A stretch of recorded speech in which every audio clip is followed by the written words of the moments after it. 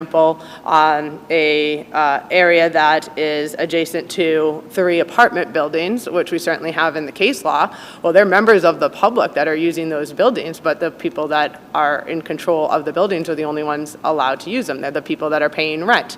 They are the tenants. This is in, I'm going to say it wrong, I believe it was, WURTZBERGER, I believe. But certainly in any, as human beings, we're all members of the public to some extent, but there are carve-outs to what then makes us private citizens. And in this case, it's the tax-paying members of Bourne who take the steps to go down to the town hall to become people with a right to use this private way. What about just dropping off? Do you need to pay for that right too?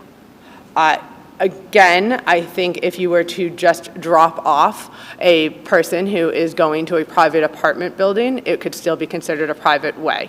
In this same case, if you're dropping somebody off to then use, to walk the beach, a high tide mark, things like that, then absolutely that can be done, but it doesn't negate that it's a public way. Ultimately, we have to draw a line somewhere, otherwise the word public is superfluous.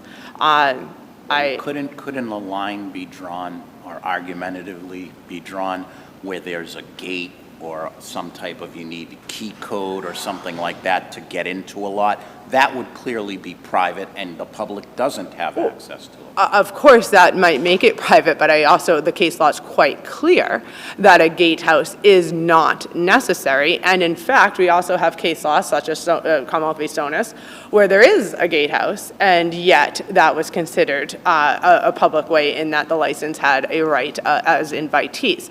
So I think the case law is very clear that yes, a gatehouse is a factor, but it's a very factually driven scenario, and by no means is it required. Let me just ask you a little hypothetical. Let's say it's a lot where it's a municipal lot with parking meters in it, and I'm driving through this area and I have no money, but I still, wheel into this lot and drive around and look at the water and the scenery, and I drive back out. Isn't it still a lot that's dedicated to public use, even if certain members of the public might not be able to use it, like in my example? Again, I think factually driven scenarios, what you're suggesting or drawing is an extremely hypothetical scenario that I don't think is akin to the fact pattern that we have here at all. You are talking about public meters, which we have all over a city, that are adjacent to public ways, that almost reflect it. It is suggesting to the public that they do have a right of access. It's actually similar to the case that the Commonwealth relies upon, that is not as far as Petria, where you have a parking situation on a public way that is clearly accessible to the parking, and whether the parking is private or not is in question. Here, there is a structured scenario that allows certain people of a certain class to park, which creates it as private. By no means can somebody just go up and, whether they have quarters or not, that defines public or private. But the statute, Chapter 90, Section 1 just indicates for a public way, it just has to be dedicated to public use. Dedicated to public use. This parking lot is not dedicated to public use. It's dedicated to taxpayers who go down to town hall to get a parking sticker and then are permitted, and again, I suggest if you would read of the document in the record appendix, are then permitted to launch their boats and utilize the parking lot. So in my example, if I were driving down in this area, are you suggesting that because you need a sticker, I would not be permitted to enter that lot and just drive through to look at the scenery because maybe it's close to the water? In the same form that you could drive through a lot and look at 3 apartment buildings, you can certainly drive through the lot. However, that doesn't make it a public way. In this same scenario, there is no gate preventing somebody to drive through a lot, but the case law has made it very clear that that is not a requirement. We don't have to put gates up on every private way. That's not what makes it a private way. Just because you have physical access to a lot and you can say, that looks like it might be a nice apartment to rent as you're driving by it, doesn't make it a public way. So you argue that at one point that that the Commonwealth's case deteriorated after the defense's case. On what issues did the Commonwealth's case deteriorate? I'd suggest on public way. Just public way? I'm just thinking back as to operation firm. Yes, I would suggest just So public how way. did it deteriorate on public way? I would suggest that the testimony of Mr. Pickard suggested, further bolstered the argument that this parking area is not accessible to the general public as invitees or in any other manner, that it is a parking lot that has been designated by the town of Bourne to be specific to this specific class of peoples which do not fall into the general public. So just in terms of demarcation, I mean, you're basically saying that the town could have put up a gate that it only gave the code to people who paid. Yes, absolutely. I do want to get to operation. However, what would you say about our case law that talks about the objective appearance sort of being the linchpin? What, other than the signs that say no parking, and there's one sign in the record that we see that's in the corner. Again, why doesn't that make it clear to how does that make it clear to the public that they can't access it and drive around in it, like Justice Hodgens said? Again, I don't think the driving around it is the issue because there have been plenty of private ways found that one can drive around. However, signage is incredibly important, and in this case, we have signage, and I realize it's objective, but just bringing in the fact scenario, we have signage that has been directly in front of two people that have been sitting there for several days. And again, I realize that's subjective, but it is a fact-driven scenario. And now you do have just that. You have signage that lays out the rules of this private way. Now, as I said, I'd like to get to the operation issue. Are you asking us basically to change the law of operation? Because how do you distinguish your case from McGilvery? I'm asking you to clarify the law, and I would say this case is distinguished from McGilvery because that it's much more akin to Cavallaro in that it is a stop that's not incident to operation. This car has clearly, by the Commonwealth's own evidence, been parked for several days. Like Cavallaro, there is no evidence that the engine is in fact running. Cavallaro is not clear by my read as to whether the keys are in the ignition. It's clear that the engine is not running. Here, we have testimony that the keys are in the ignition, but simply to have the radio on, not that the engine is running. So in that sense, I would say it is quite different from McGilvery, where you have, and the whole line of cases, including Commonwealth v. Roach, which I know Your Honor is very familiar with, which is one of our more recent cases, where you have somebody who has clearly recently operated a motor vehicle, pulled over somewhere, not currently operating the motor vehicle, but got there incident to the operation. This is quite different than what I would suggest the purpose of defining operation for OUI intends. And so am I asking you to change the law? I don't think I'm asking you to change the law. I'm asking you to perhaps clarify the law specifically to what the court means by a stop incident to operation versus somebody whose intent can be taken into account. I would suggest that that's suggested by Commonwealth v. Plowman, that intent can be considered, that you have somebody who has that is sitting in a driver's seat, and yes, keys are in the ignition, radio is on, but who is, in this fact scenario, not essentially, literally camping, and we know that from the Commonwealth's evidence. There's camping equipment, there's food. This van hasn't gone anywhere, nor is it going anywhere. And in that, I suggest that it's almost more as if the position of a passenger sitting in a vehicle for purposes of the intent of the statute. So again, I'm not asking you to change the law, I'm asking you to clarify. So the Commonwealth argues that the fact finder may infer operation based on the defendant's cooperation with the field sobriety tests. They may, but they don't, but that alone, again, I would not suggest it's definitive. And I think one of the best lines that I came across in review of the case law is again, it's a more recent case, Commonwealth v. Smith.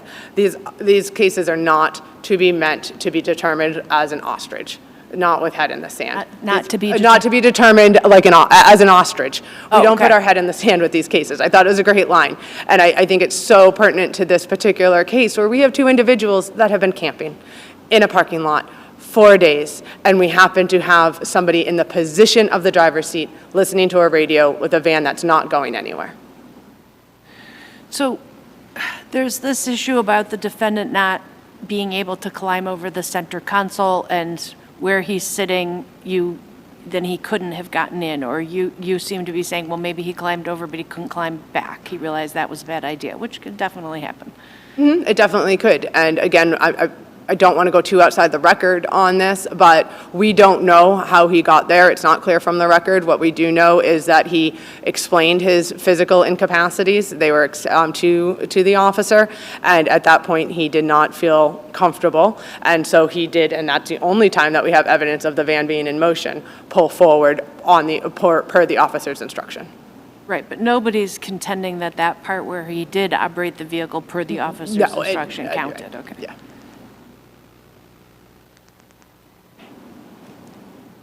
Well, it's only 10 seconds, but if the court has no further questions, I can see my break. Thank you. All right, before we hear from the Commonwealth, I realize I was remiss in not introducing my panel. So to my right, I have Justice D'Angelo, and to my left, I have Justice Hodgens.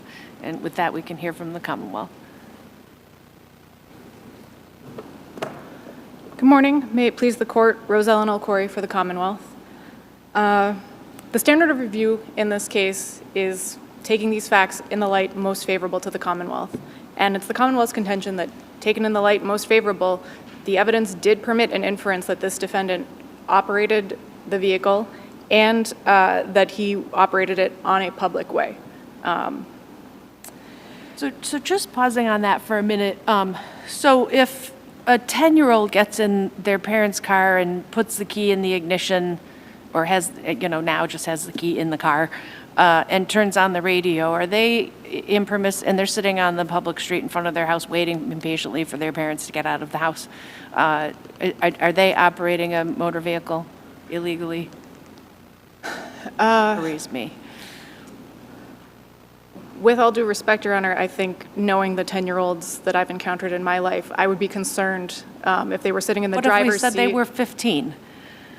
That would make me even more concerned, but for completely different reasons. But sitting in the driver's seat, I think, is something that has to be taken into account here. A 10-year-old will probably have difficulty reaching the pedals of a vehicle. Okay, so let's make it much more realistic. A kid with their learner's permit who has to have an adult, bless you, in the vehicle is waiting for their parent to come out for the driving lesson, and they definitely are turning on the radio. The law says that these are steps in operation. Anything that engages, I believe,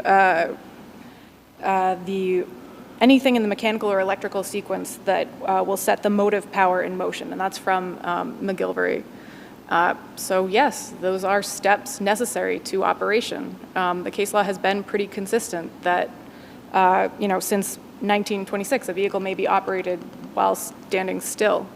And that is what occurred in this case. Do you agree that the only operation that the Commonwealth can go forward on is the key in the ignition? You're not suggesting that there's any way a reasonable fact finder could infer that the car moved while he was under the influence? I do think a reasonable fact finder could have inferred the car moved based on the defendant's inability to exit the vehicle, as well as the testimony from the neighbor witness that he saw both men in and out of the car or the vehicle all day. Well, let me. I'm glad you answered that way, because it brings me to the next question. Doesn't the operation have to be while the person is under the influence? It does, Your Honor. So in this case, the defendant, by reasonable inference, could have driven into that spot at 2 o'clock in the afternoon, parked up against that tree, and started drinking.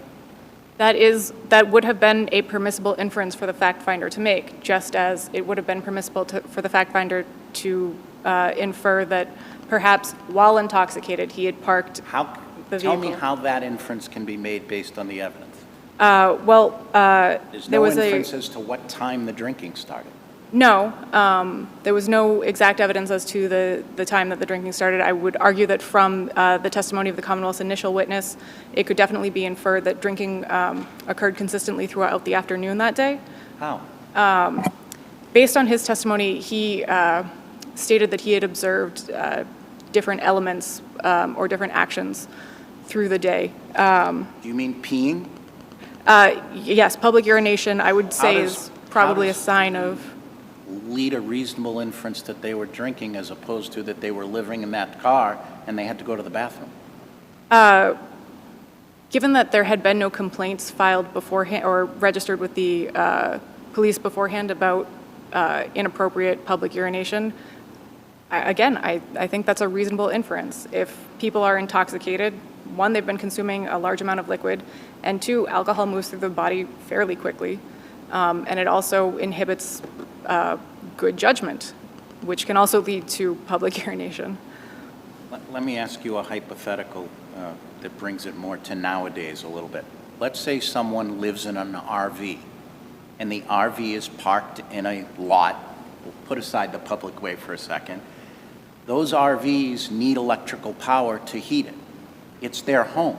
Yes. So if the key is in the ignition, the heat is on, and somebody is just drinking in their home, that's OUI? Again, I would say that the being seated in the driver's seat makes a difference than being seated in, the back of an RV. I think the location in which this defendant found does speak to the issue of operation and can't just be discarded. That being said, I don't know enough about alternate sources of electricity in RVs to really make a rational argument as to whether or not you can have the electricity running without necessarily engaging the engine itself. Let me put it more towards a car, because I agree some people don't know about RVs. Somebody pulls into a rest station on Route 128. They're parking there for the night. They start drinking, but they need the heat on because it's the winter. That's OUI? I think, yes, it does have to be. If you are engaging the motor or the electricity in your vehicle, it's best to err on the side of caution with regards to intent. There has been case law that has been borderline, and I'm not arguing that this is a case where there's overwhelming evidence. I think everyone recognizes that this is a borderline case. That being said, when you find an intoxicated individual in the driver's seat of a vehicle, and at the very minimum, the electricity is engaged in that vehicle, the keys are in the ignition, and that individual is unable to exit that vehicle without moving the vehicle, I think it's fair to infer that that vehicle was moved or was placed there by an intoxicated person, or at the very minimum, an intoxicated person started an electrical or mechanical sequence that could lead to motive power of the vehicle.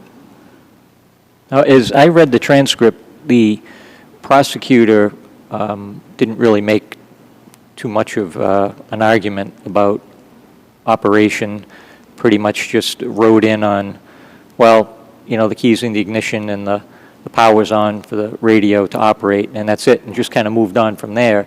But you made an interesting argument in your brief where you argued that there's an alternative explanation here, or an alternative basis for operation, and that's the positioning of the vehicle, that it's positioned up against a tree, the driver's door, so clearly it had to have been in operation just prior to the police arriving. Does it matter that this argument wasn't made in the trial court? I don't think, well, as your honors are all aware, argument made by the Commonwealth is not evidence. If the judge looks at the facts and feels that the elements of the case can be inferred, the Commonwealth's exact argument does not necessarily matter, because ultimately this is left to the fact finder.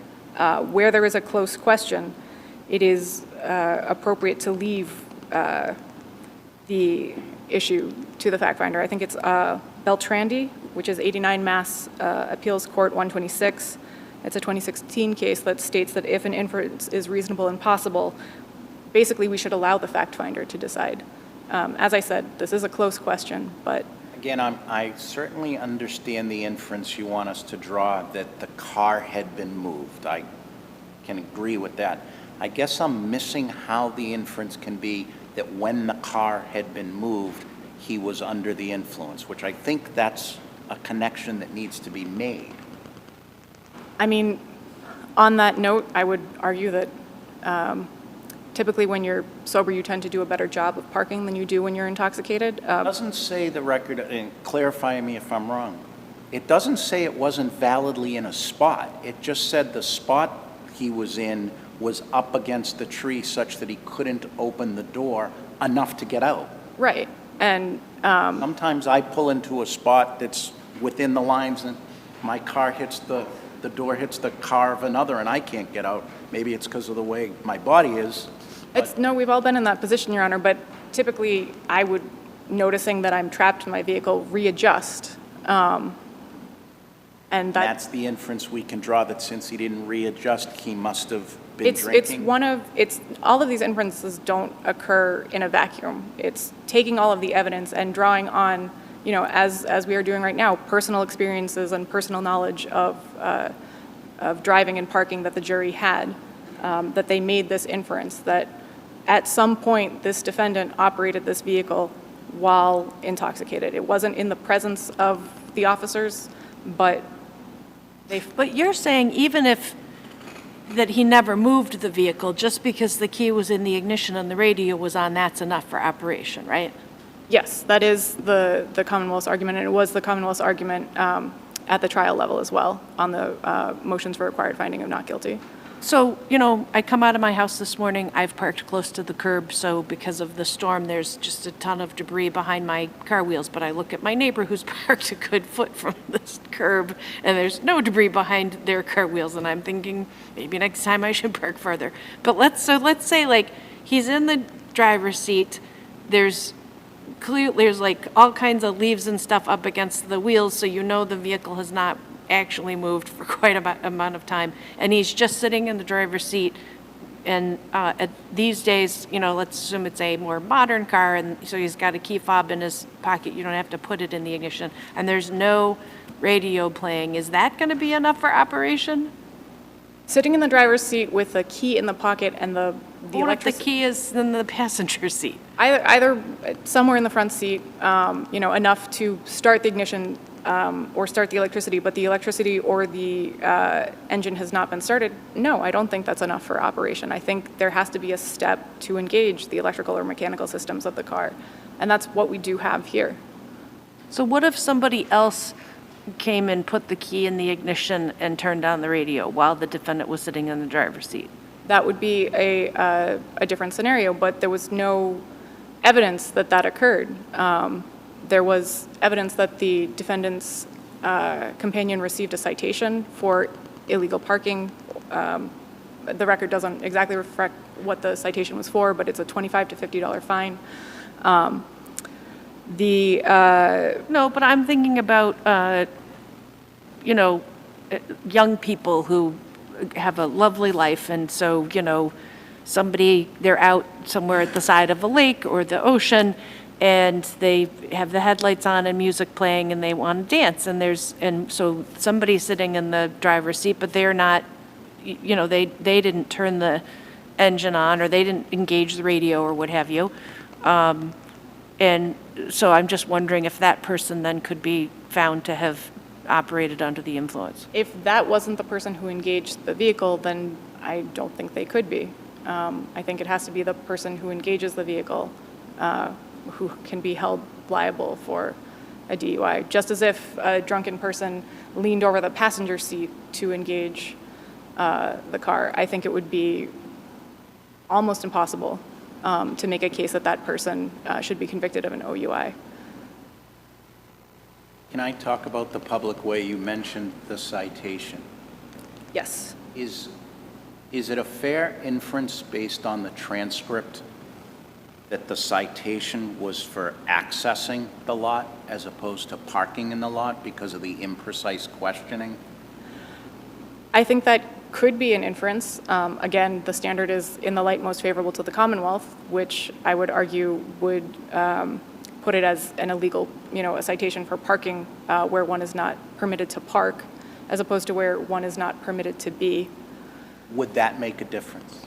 What if the citation, if we read the evidence that the citation was for improperly accessing or being in the lot, would that make a difference as to whether it's public way? I think it could make a difference. Without something sort of concrete and language in front of me, I would decline to speculate. But I think, as your honors are aware, these are pretty fact-intensive analyses. And if it's a reasonable inference that it's a public way, which I believe it is, where there's no delineation between the road and the lot itself. You mentioned that in your brief. The case law that talks about that, though, is that the inference is that the person had been driving shortly before entering the lot, that it was accessible from a public way. In this case, the evidence is pretty clear that he or the car had been in that lot for a few days. So doesn't that make it different?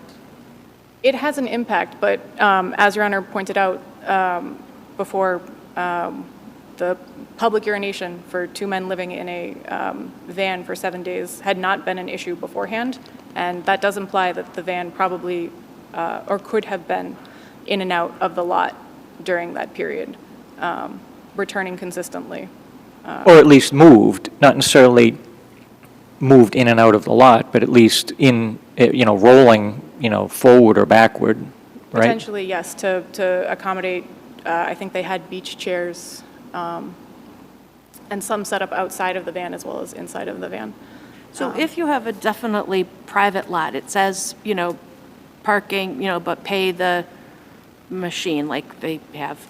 And so somebody drives through there with no money, are they operating on a public way? If it's a public parking lot. No, it's private. It's If it's a privately privately owned, run but they say parking you can lot. park here. Well, the law does say open to licensees or invitees. So if the business is running a parking lot and, you enter onto that parking lot even without money in your pocket to pay the company that is running the lot, I would say that that's open to licensees and invitees. Seeing Thank that you very my much. time is up, Commonwealth rests on its brief. Thank you very much. Well argued. We will take the case under advisement. Our next case this morning is 2022 P1176, Commonwealth versus ROBICHEAU.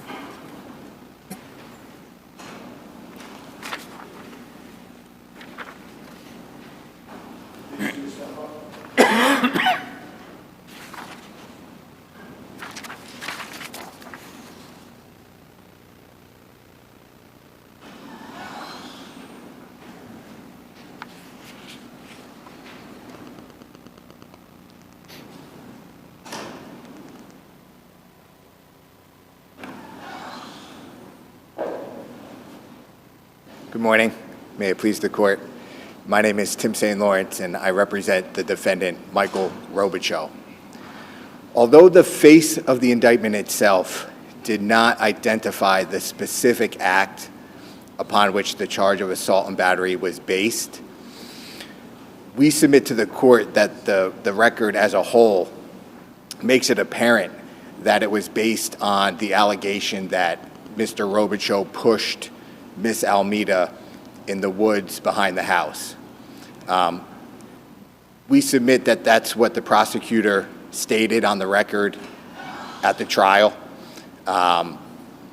That's supported by an agreed statement of facts that was supposed to be read to the jury panel at the outset of impanelment, Was it read to them? It was not read to them.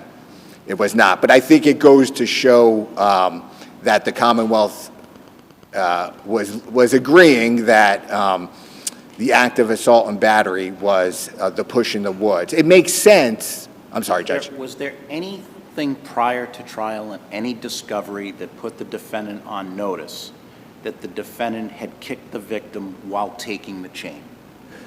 Not that I have seen. And Because in some way, you're arguing unfair surprise to a degree, but we don't have, at least that I could find, anything in the record that suggests one way or the other whether it was surprise or not. I can say that the trial counsel, who would have seen all the discovery, did indicate that she was completely surprised by this new allegation. And I do believe the prosecutor on the record states, it doesn't come out and state that this is the first time I've ever heard this, but I think the implication from the exchange, it's a fairly lengthy exchange, is that this is a new allegation. However, the Commonwealth believed that they could go forward because it was connected to the altercation that occurred on the street. So there's really two issues. As I read it, and correct me if I'm wrong, but neither party in openings or closings even addressed it, right? Right, Okay. that's right. Yep. And would you agree it's not unusual that evidence presented to the grand jury can be far different than evidence that comes out at trial, right? Right, it doesn't have to be an exact match. So, but what I would suggest is that's true if in the woods at trial she testifies, he didn't push me, he did something else. He punched me, tripped me. That's not an exact match, and that's okay. But when you enlarge what we suggest is this is not an immaterial variance. This is an enlargement of the scope of the indictment. It materially changed the work of the grand jury because it's temporally and spatially separate from what we contend was the charged assault and battery that happened in the woods. Now this is happening on the street beforehand. Well, I mean, I didn't have a chance to go and look whether or not assault and battery is a lesser included offense of strangulation.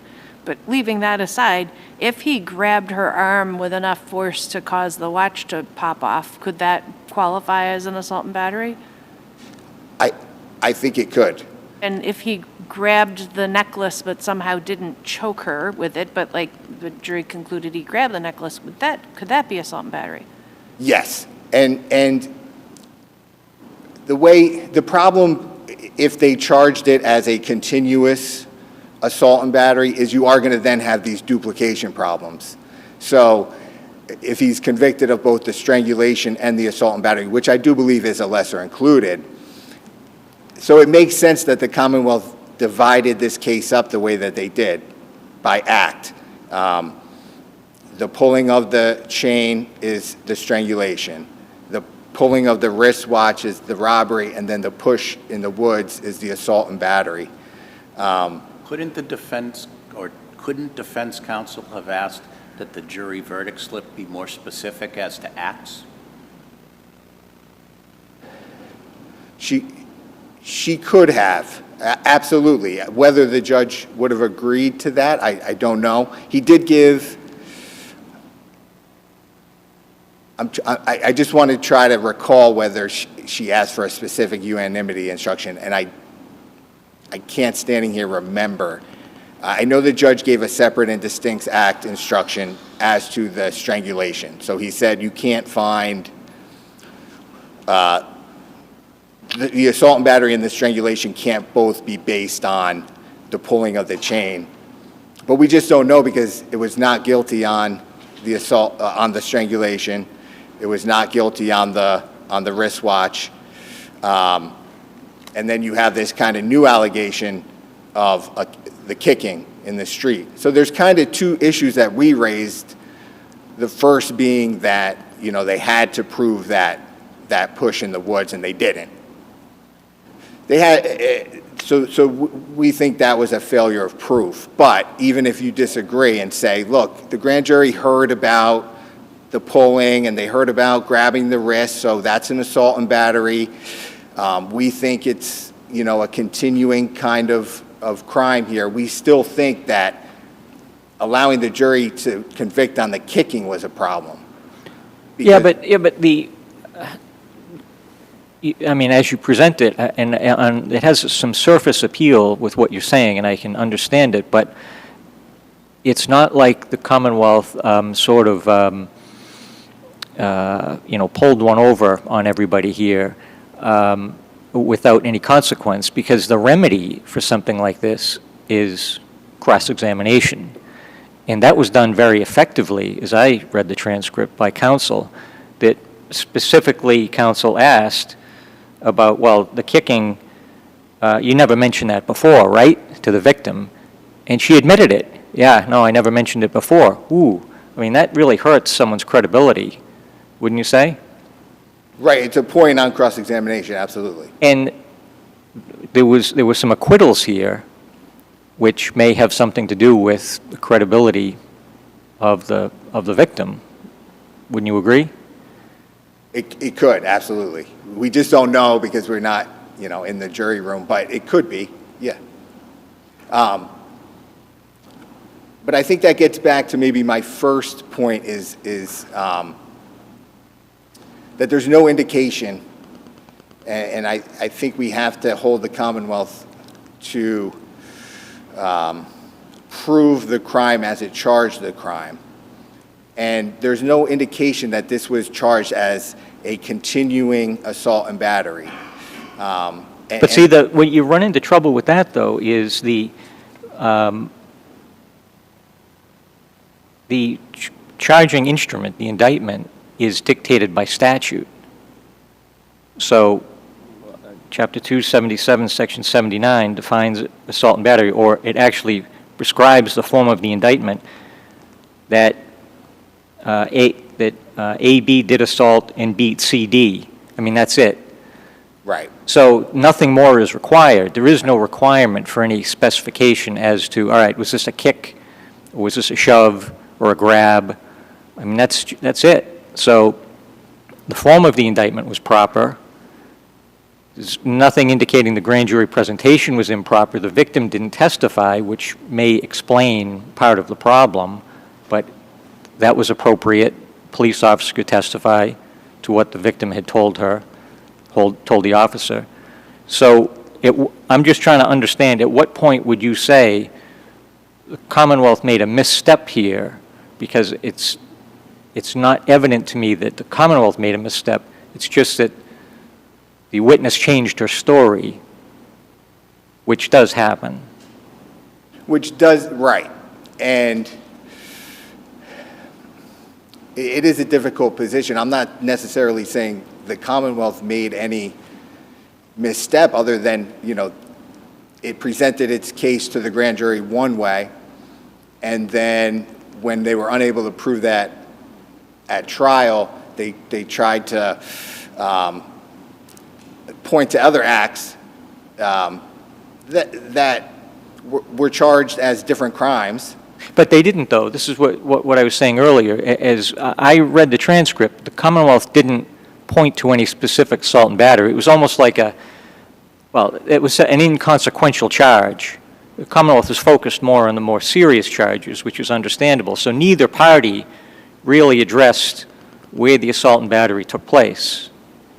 That was just left to the jury to decide. The judge didn't address it in instructions or on the verdict slip. Right. And so I think that kind of leads to the fallback position of he could have been convicted of the kicking, which the grand jury heard no evidence of, and therefore you have like a Barbosa problem where, and a good case I think about this is Commonwealth versus Garcia, a pretty recent case out of this court. And I know it's a little bit different because the indictment does state rape of a child by vaginal rape. And then at trial, they prove it by a different factual theory, oral or anal rape. And the court said, you know, that's a problem because he may have been convicted of a crime for which the grand jury heard no evidence of. And that kind of goes to the kicking and why trial counsel asked that there be an instruction that you can, you know, under the judge's ruling, you can consider what the grand jury heard for the assault and battery. So the grabbing of the chain and the grabbing of the wrist, but you cannot, that's what she hoped the judge would instruct on, and it would have solved this problem, I think. Let me ask you about that, because that potentially has problems in the future if we found that, which is, does that mean that in this case, if your client had been acquitted on all the charges, the government could then have indicted him for the kick and he could have been found guilty for the kick later on? Because that's problematic. If the judge gave that instruction, then the Commonwealth could re-indict based on the kick, provided it could prove at that new trial that it was. So I guess I'll answer it first. If he was found guilty of A and B at trial, but not on the kick because we got the instruction, then they could re-indict on the kicking, I think, potentially, and then there would be an argument of whether the kicking was part of that first A and B because they're so closely related in time, or whether that's a separate and distinct assault and battery. It probably could be charged, I would think, in the Commonwealth's discretion as a separate and distinct assault and battery, even though it was close in time to the pulling of the chain and the grabbing of the wrist. I think under the law they would be allowed to re-indict or indict on that charge. Let me ask you about what you think of this. So in a murder case, the murder indictment is simply going to allege did assault and beat and kill somebody, right? That's it. It's a statutory language. It's very short and plain. And then the verdict comes back, and the verdict comes back as first-degree murder by extreme atrocity and cruelty, and the evidence shows that there were 20 stab wounds. You know, very different from what the indictment was alleging. Do you see that as a problem? Because I would suggest that happens all the time, doesn't it? I don't think that would be a problem if the grand jury heard the evidence of the stabbing, then there wouldn't be a material variance, or you would not be materially changing the work of the grand jury.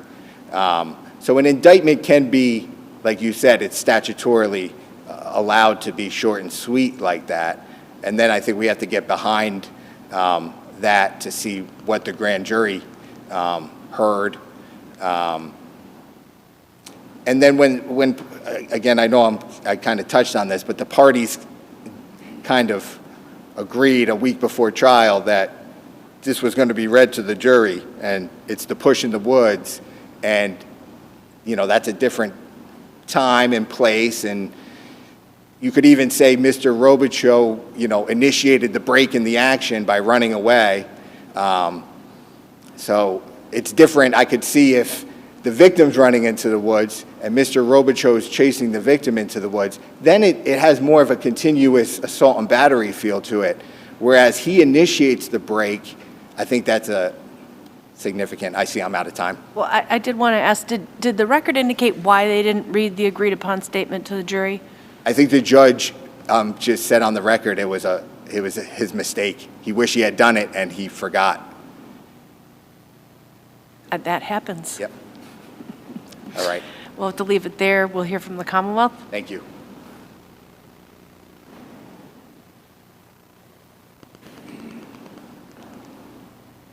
Good morning, Your Honors, and may it please the Court. Brandon Hunt for the Commonwealth.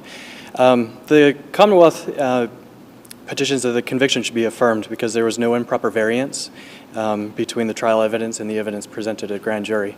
And to speak to your question, Justice D'Angelo, there was no substantive amendment to the indictment. When if the defendant was acquitted, the Commonwealth would not be able to return and indict on a specific instance within this single criminal episode because the evidence presented at trial would prohibit that. And that's really what the argument comes down to for the Commonwealth, is that this was a continuing course of conduct. The grand jury heard about the conduct, and therefore it's fine. That's what it comes down to. Precisely. And to speak to Justice Henry, your observations in the grand jury, there was plenty of evidence that the grand jury could rely on for the assault and battery. There was plenty of evidence that the trial jury could rely on for the assault and battery. And our argument is that it was part of a single continuing episode, criminal episode, that occurred close in temporal proximity, propelled by the single criminal impulse or intent. So I think, though, there's some element to the defense's argument that he's saying, well, this was seriously unfair. We had a plan. The judge didn't read the statement, but that didn't mean the plan went away. And so here I am, I'm defense counsel, I'm kind of blindsided. Why is this okay? I don't think that that the defense was blindsided. I believe that the defendant did have notice. He was properly put on notice through the indictment. The indictment is a general intent assault and battery. We're not required to specify the particular acts that support that in the indictment. Well, I agree you're not required to, but it seems like you did. Sorry? It seems like the Commonwealth did, though. The Commonwealth entered into this agreed-upon statement that accidentally wasn't delivered and then completely changed theory. And part of what we're looking for in our trial system is fairness. That doesn't have the greatest feeling of fairness. While true that the victim did testify at trial of a kick that was for the first time, and the prosecutor did recognize that and agreed that that was the first time that the victim had presented that, the Commonwealth still suggests that the assault and battery conviction could be affirmed. Go ahead. The assault and battery indictment could be charged and confirmed properly in the trial through that evidence. Well, but he raises this issue about specific unanimity. How do we know if the jury found the assault and battery based on the grabbing of the chain, the pulling on her wrist so hard the watch came off, or the kick? I don't believe that a specific unanimity instruction would have benefited the party because, like you said, at the grand jury, it was, excuse me, just collecting my thoughts. It was, the intent of the grand jury was still vague because there was a lot of evidence produced at the grand jury. Through picture evidence, the officers testified about the victim who was bruised badly, had a fractured ankle, had black and blue eyes, etc. So there couldn't have, the specific unanimity instruction couldn't have benefited in this instance. I don't think that it would have changed. What if there had been a bill of particulars, and the bill of particulars provided by the Commonwealth said it was, to use Justice Henry's example, the tugging of the wrist during the robbery. And then at trial, it exactly happened the way it happened, whereas there's this kick. Would the Commonwealth have been able to amend the bill of particulars at that point and have it gone to the jury with the kick? What would have happened? That's a good point. I believe that had a motion for a bill of particulars been requested and the Commonwealth produced a bill of particulars that itemized exactly what we were seeking, I think that would have changed the circumstances. We could have motioned to amend that bill of particulars, to amend the indictment, and I think that would have changed the course had a bill of particulars been requested. Now, let me tell you what bothers me about this. Because it is certainly possible that a witness can take the stand and say something that's unexpected to both parties. But generally that shouldn't happen about a significant fact. So it seems to me that this should have been flagged before trial, just through a little trial preparation when the prosecutor sits down with the victim and goes over the prior statement. And at that point, the victim would likely point out, oh no, he didn't shove me into the water, but he did kick me. And then it would be incumbent on the prosecutor to notify the defense of that change. So was it just, was it a surprise, or was it just a lack of preparation here? Likely due to the lack of preparation. This trial was plagued by the pandemic. The events occurred in 2019. The grand jury met in the beginning of 2020, 9 months after the event, and then the trial itself took place 2 years after that. So we're looking at about 3 years almost time between the actual incident and the trial. A little preparation with the victim would have absolutely assisted, though I don't believe that there was any prejudice here, because the defendant was able to cross-examine the witness, was able to point out the inconsistencies, and even emphasize that point in his closing. I know that you mentioned closing previously. It's on the trial transcript, volume 4, page 59, where the defense actually points out that inconsistency that between the evidence presented for the indictment and the evidence presented at trial. So I don't think that there was any prejudice involved or a material variance between the two. So sometimes we get briefs, and I personally find this very helpful, where the appellee will say, well, you can affirm for 2 separate and independent reasons, or 3 separate and independent reasons. I couldn't tell from your brief. Are you saying there are 2 reasons we could affirm? One was that the assault was based on pulling off the watch, and the other was that the attack was for a period of time. Could you just let us know?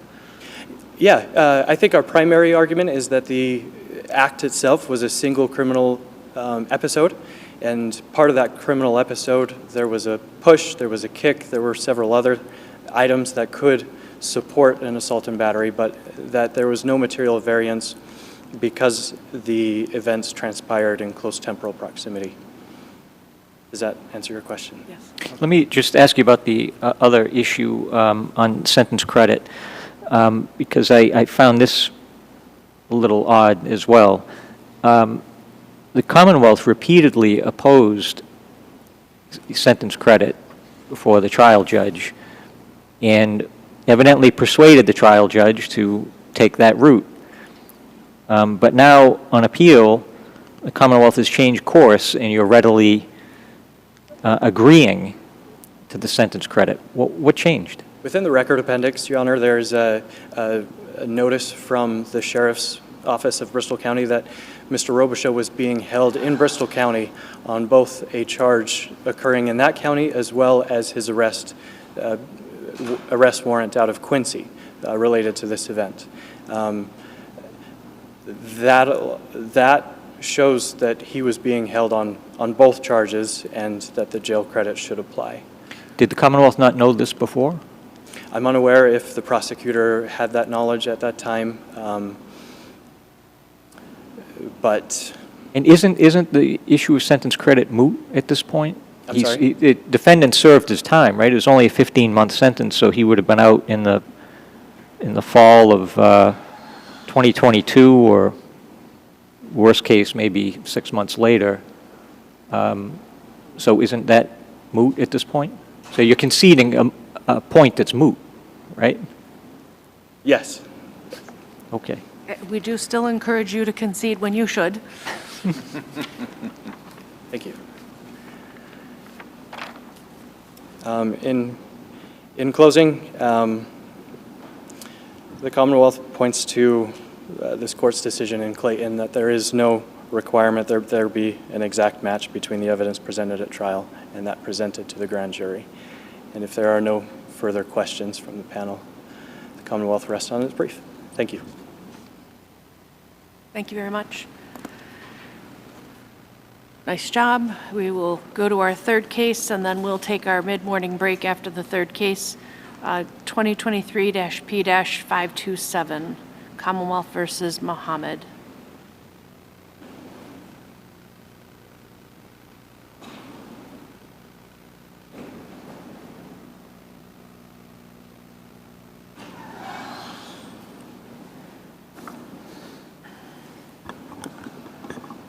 You may proceed. Good morning, Your Honor, and may it please the Court. Aaron Stoudinger, Assistant District Attorney for Middlesex County on behalf of the Commonwealth. I would begin with the judge's finding that the officers lacked reasonable suspicion that the defendant was armed and dangerous. I think that is the clearer error in the judge. Actually, before we get too far down here, and I keep wanting to not interrupt in the first 2 minutes, but then you jump right into the meat, and then we look bad. But I want to make sure we're all on the same page about what's properly before us. Are we here on the appeal of the order to suppress, or are we only reviewing the order denying the Commonwealth's motion to reconsider? I believe we're here on both. How was the appeal timely on the original order? That's what I was trying to understand, at least based on the timeline laid out in the defendant's brief.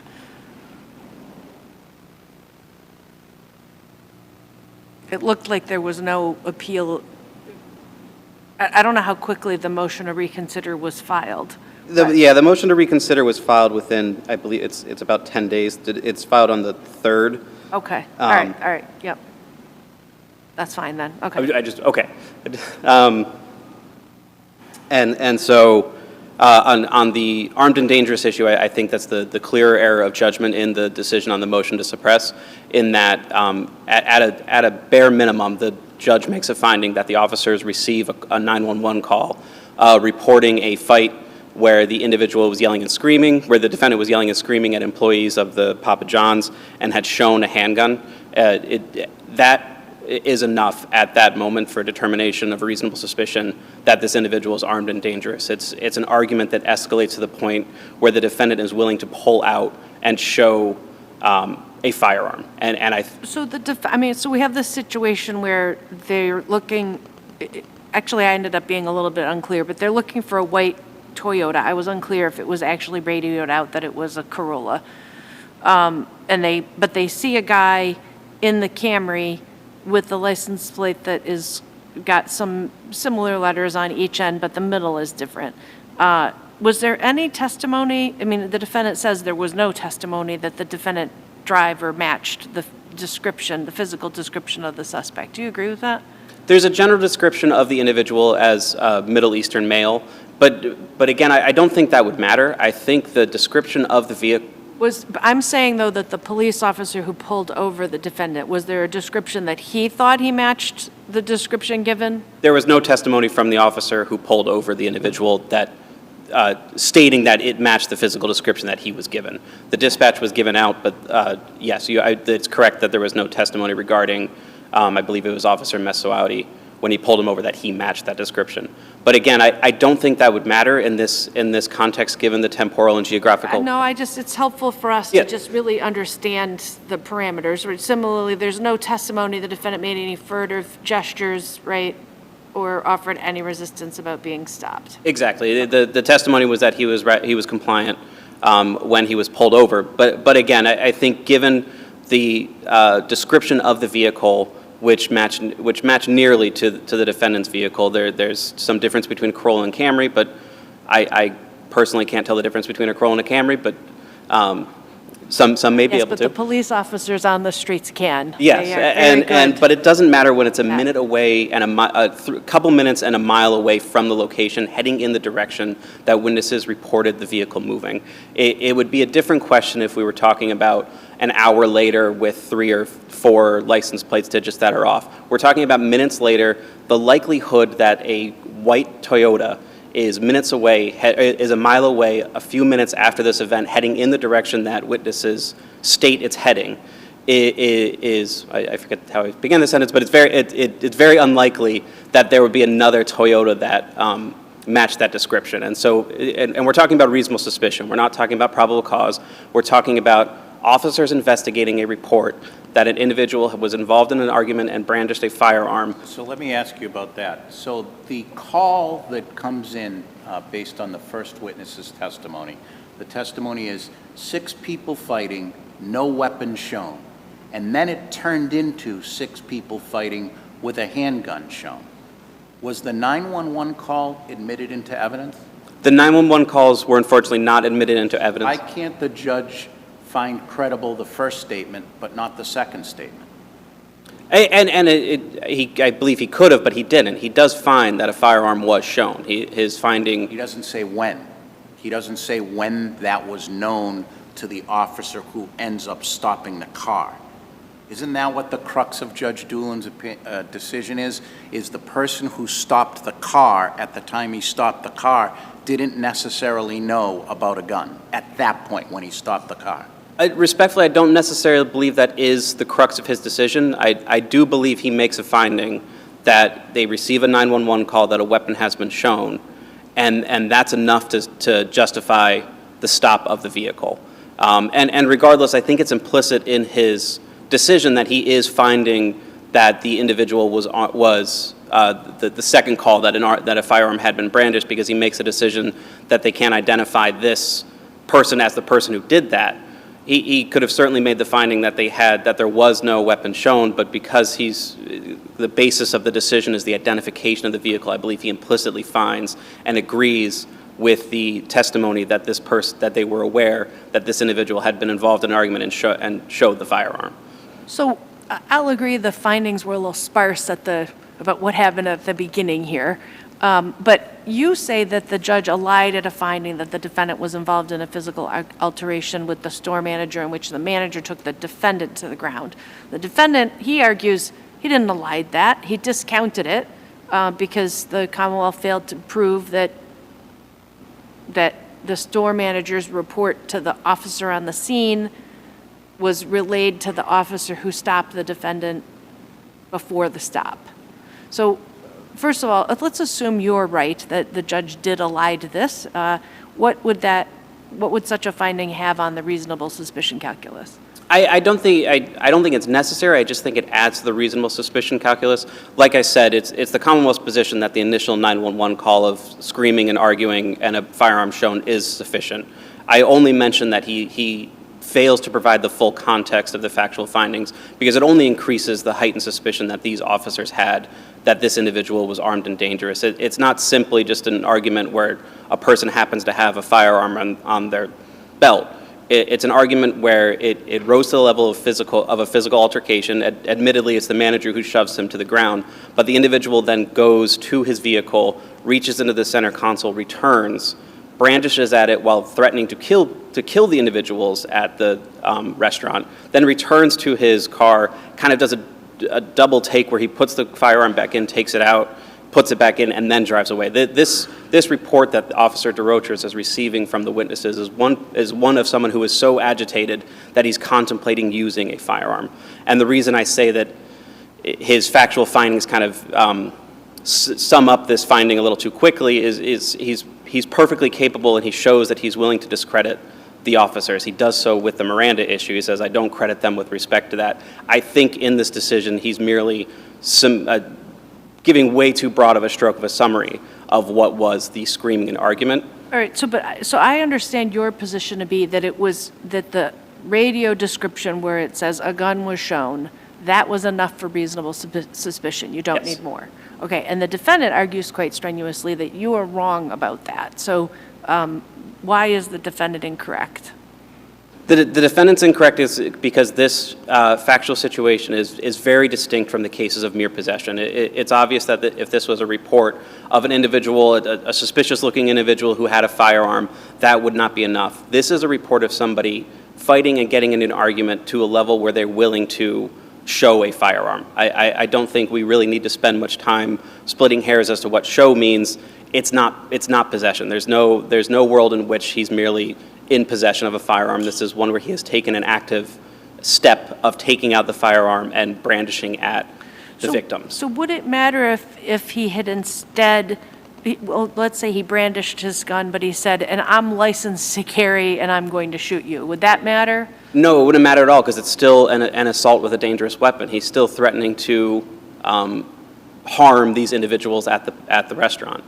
And Why wasn't there an argument made for probable cause to arrest here? I mean, we've got someone goes into a store, gets into a fight, produces a firearm, jumps in a car, and flees.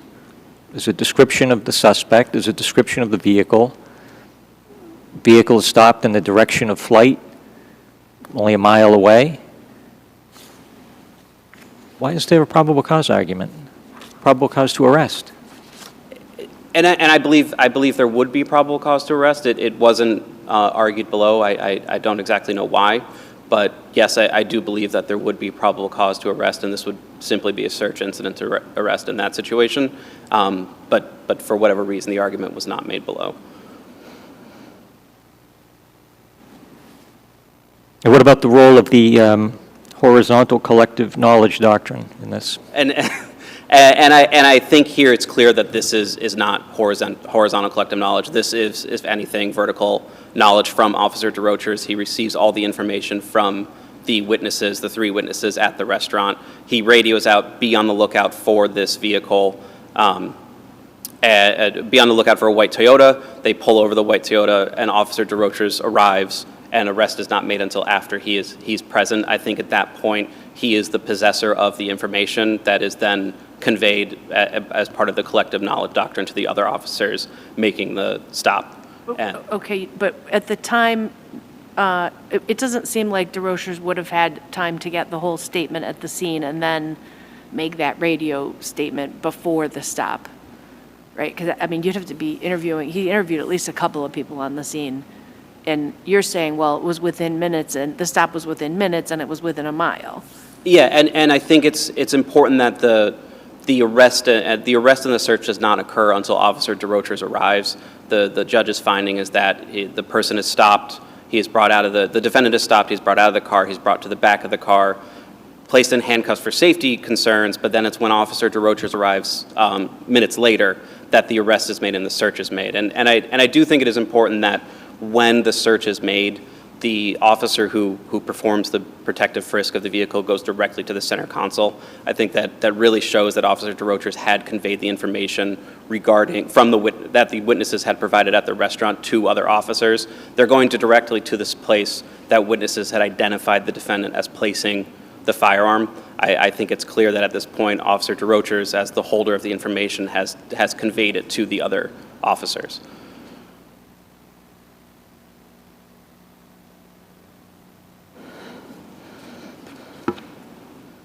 And if there are no further questions, the Commonwealth will rest on its brief.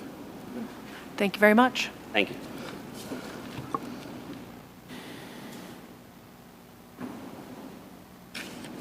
Attorney Gauthier, when you're ready. Good morning, Your Honors. May it please the Court. My name is Edward Gauthier, and I appear on behalf of the defendant, Mohamed. There are 2 strands of black letter law that govern this case. First is the Commonwealth bears the burden of proving the lawfulness of police conduct, and by extension, all of the facts supporting the lawfulness of any police act. And second, whether a police act is lawful depends solely on what police knew when they acted. That is, they cannot justify their act by information obtained after they act. And that's the crux of the issue in this case. What did the police know, and what did they know? So the police get firsthand information about yelling and screaming and somebody showing a gun. They then provide information, the description of the driver operating a white Toyota Corolla with a license plate, very similar to the defendant's, and that the car is similarly, instead of a Corolla, it's a Camry. Isn't that enough to stop the car based on that? What we have lacking in this case is testimony that was the Commonwealth's burden to put into evidence from either Officer Moussaoudi or Officer Lambert. Officer Moussaoudi did the stop, Officer Lambert did the search. Neither of them testified at all as to what they knew when they conducted the things that they conducted. Our position is Judge Doolin did not find any of the facts regarding what the manager of the Papa John's told Officer DeRocher, because the police didn't know that either when they stopped the vehicle or when they searched it. At page 20 of the transcript, Officer DeRocher admits that he could not say whether the defendant was pulled over before or after they obtained any information from the witnesses at Papa John's. Additionally, at page 51 of the transcript... Wait, I understand that, but why else would the car have been stopped? The car was stopped because there were two 911 calls. One about 6 people fighting, no weapon. That was changed to 6 people fighting, weapon. The police dispatcher sent the officers to Papa John's believing the weapon was still on scene. I mean stopping the car.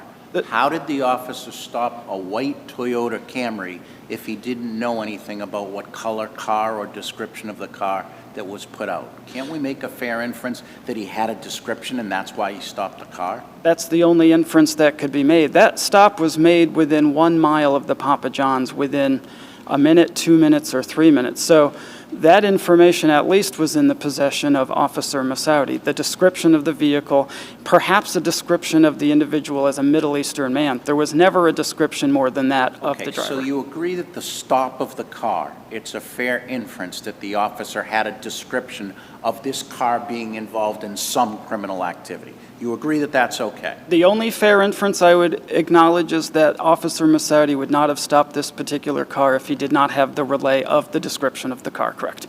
So your argument is once the stop happens, everything that happened after that, because there's no evidence of what he knew about that person in the car, that's the improper part.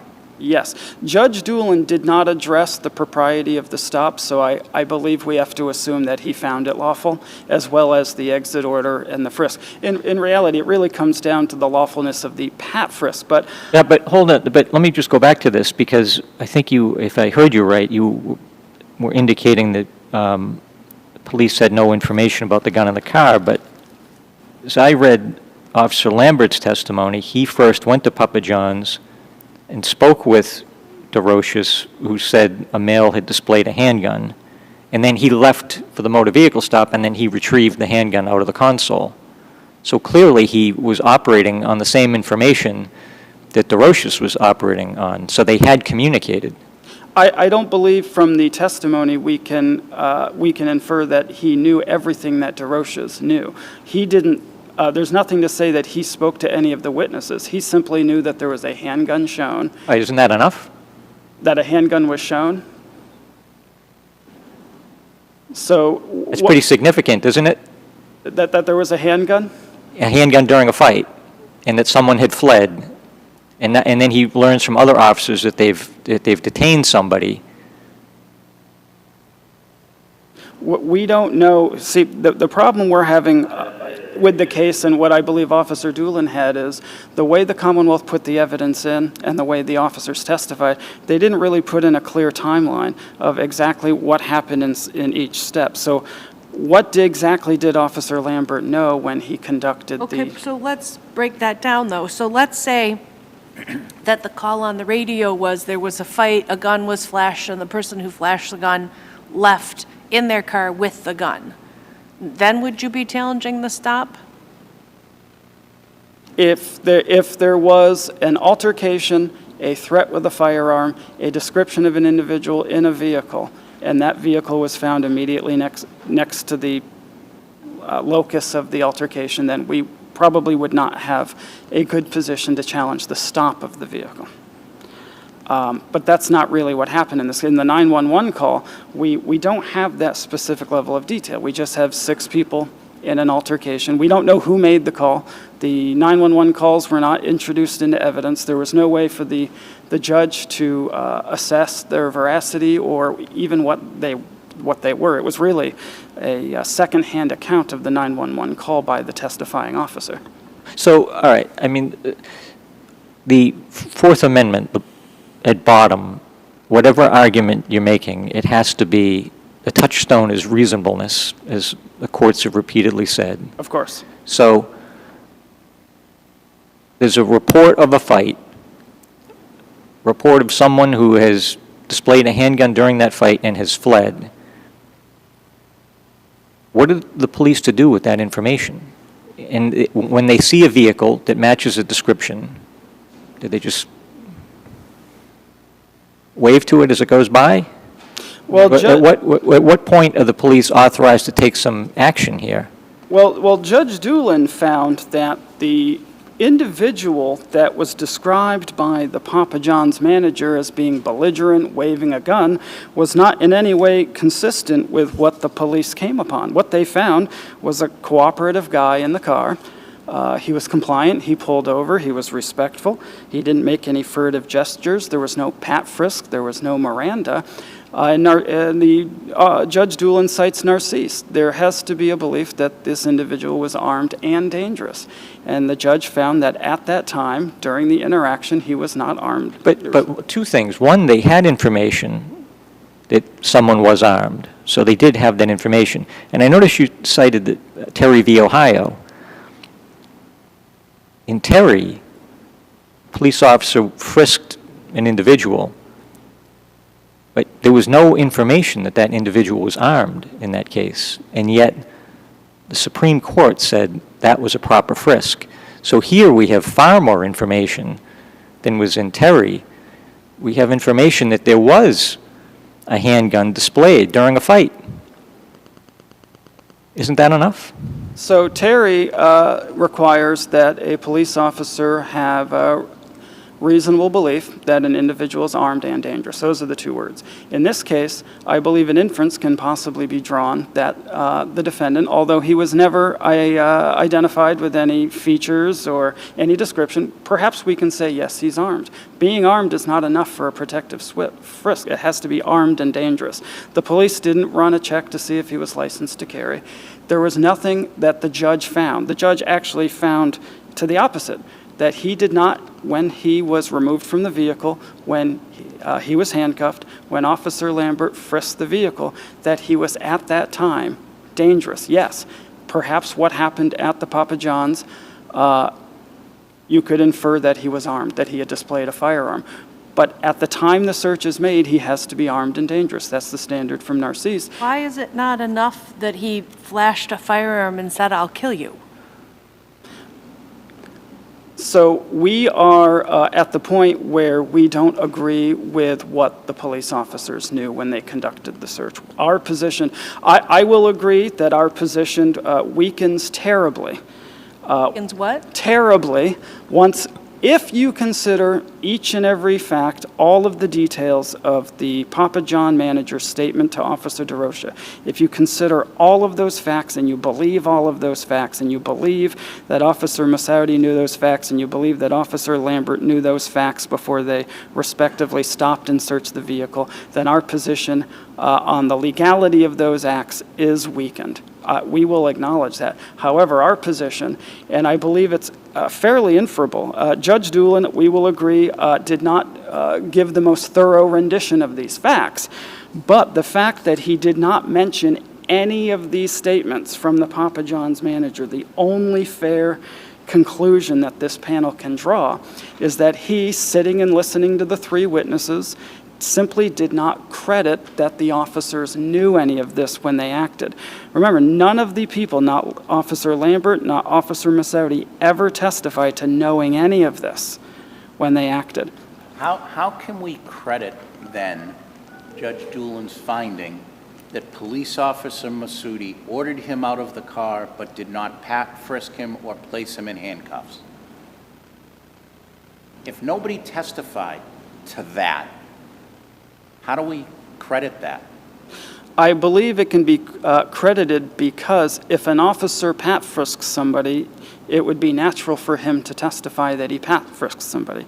If you Mirandize somebody in a situation where you've moved to suppress statements for lack of a Miranda warning, the fair inference is if an officer doesn't testify that he Mirandized the defendant, then he didn't.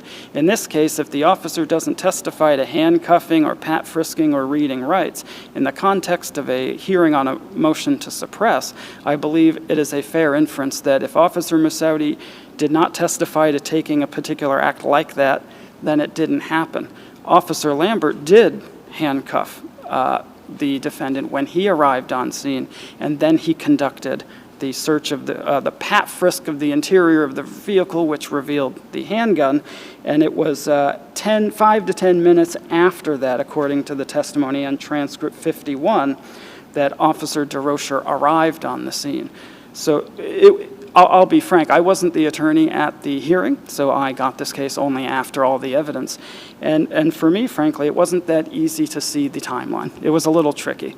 And it is the Commonwealth's burden to establish that timeline. And if they have not done it, we believe that this court should err on the defendant's side and find that the Commonwealth did not meet its burden of establishing the legality of the stop, the exit order, and the vehicle frisk. I take it, I mean, I think that the Commonwealth would argue that the judge credited the officer's testimony other than on the provision of the Miranda warnings. Would you challenge that? The judge did not say that there was anything in particular other than Miranda that he believes that the officers testified to untruthfully.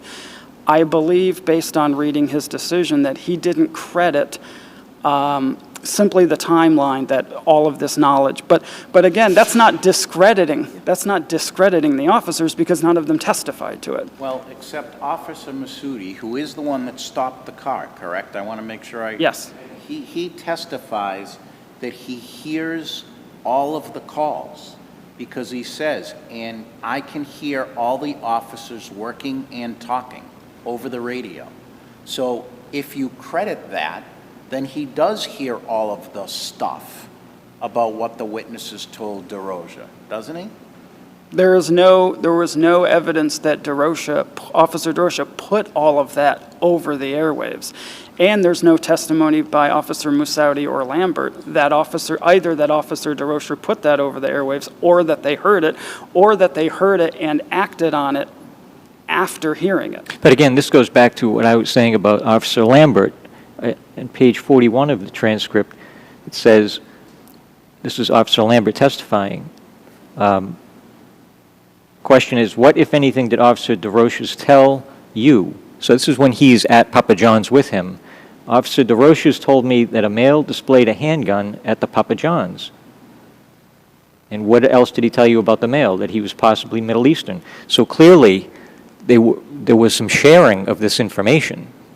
Significant information. I don't think this court, without record evidence, can speculate to what Officer DeRocher told Officer Lambert, other than to what they specifically testified to saying or having heard. But he made a beeline for the console of the car.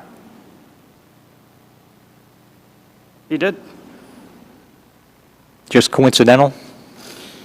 I don't believe in coincidence. However,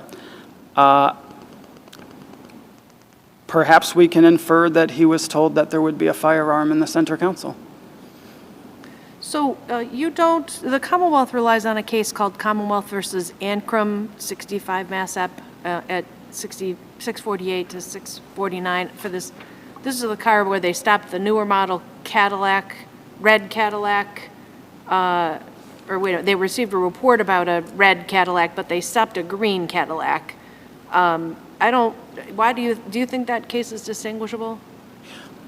I respect Officer Doolin's decision regarding the different model and the different plate. I put less stock and credence in that part of the decision than in the part of the decision that, irrespective of identification, there was not reasonable suspicion and there was not a basis to search the car. Okay. It appears as if I've gone over my time. I thank you, and we would rest on our brief. Thank you very much. Well argued. We'll take the case under submission and we'll take our morning recess. All rise.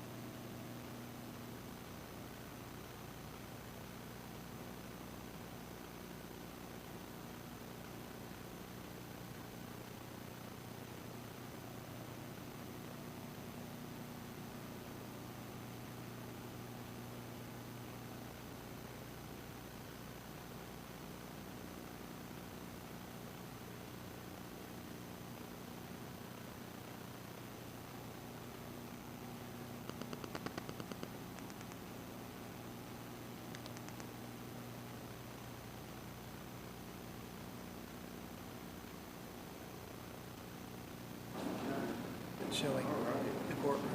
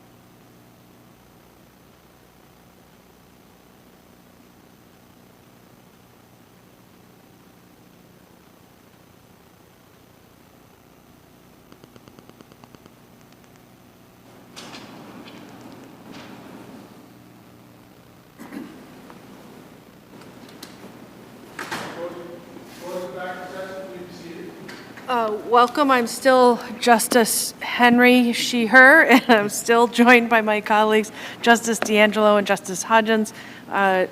We are here for the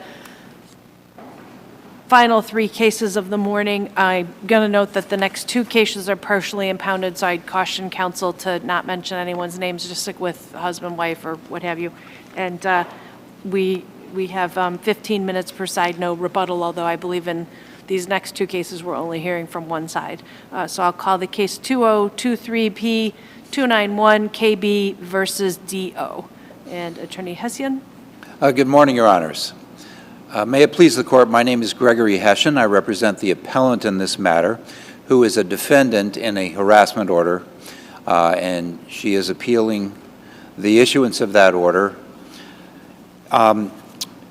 The matter really breaks down is to whether a public official, for example, in this case, the defendant, the plaintiff, KB, who was a DCF investigator and did an investigation of the appellant here, DO, whether after such an investigation, DO was entitled to, I guess you could say, do her own investigation of that public employee and make comments on her own private Facebook.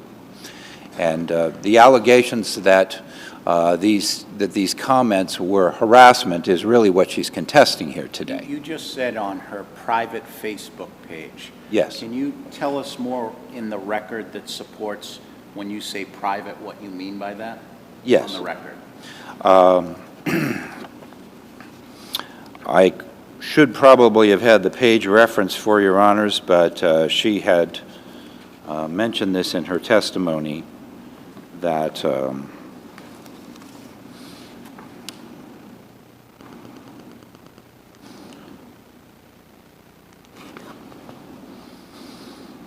You see us looking at things, we're looking I believe at it's our on own page copies 27 of the record. of the appendix.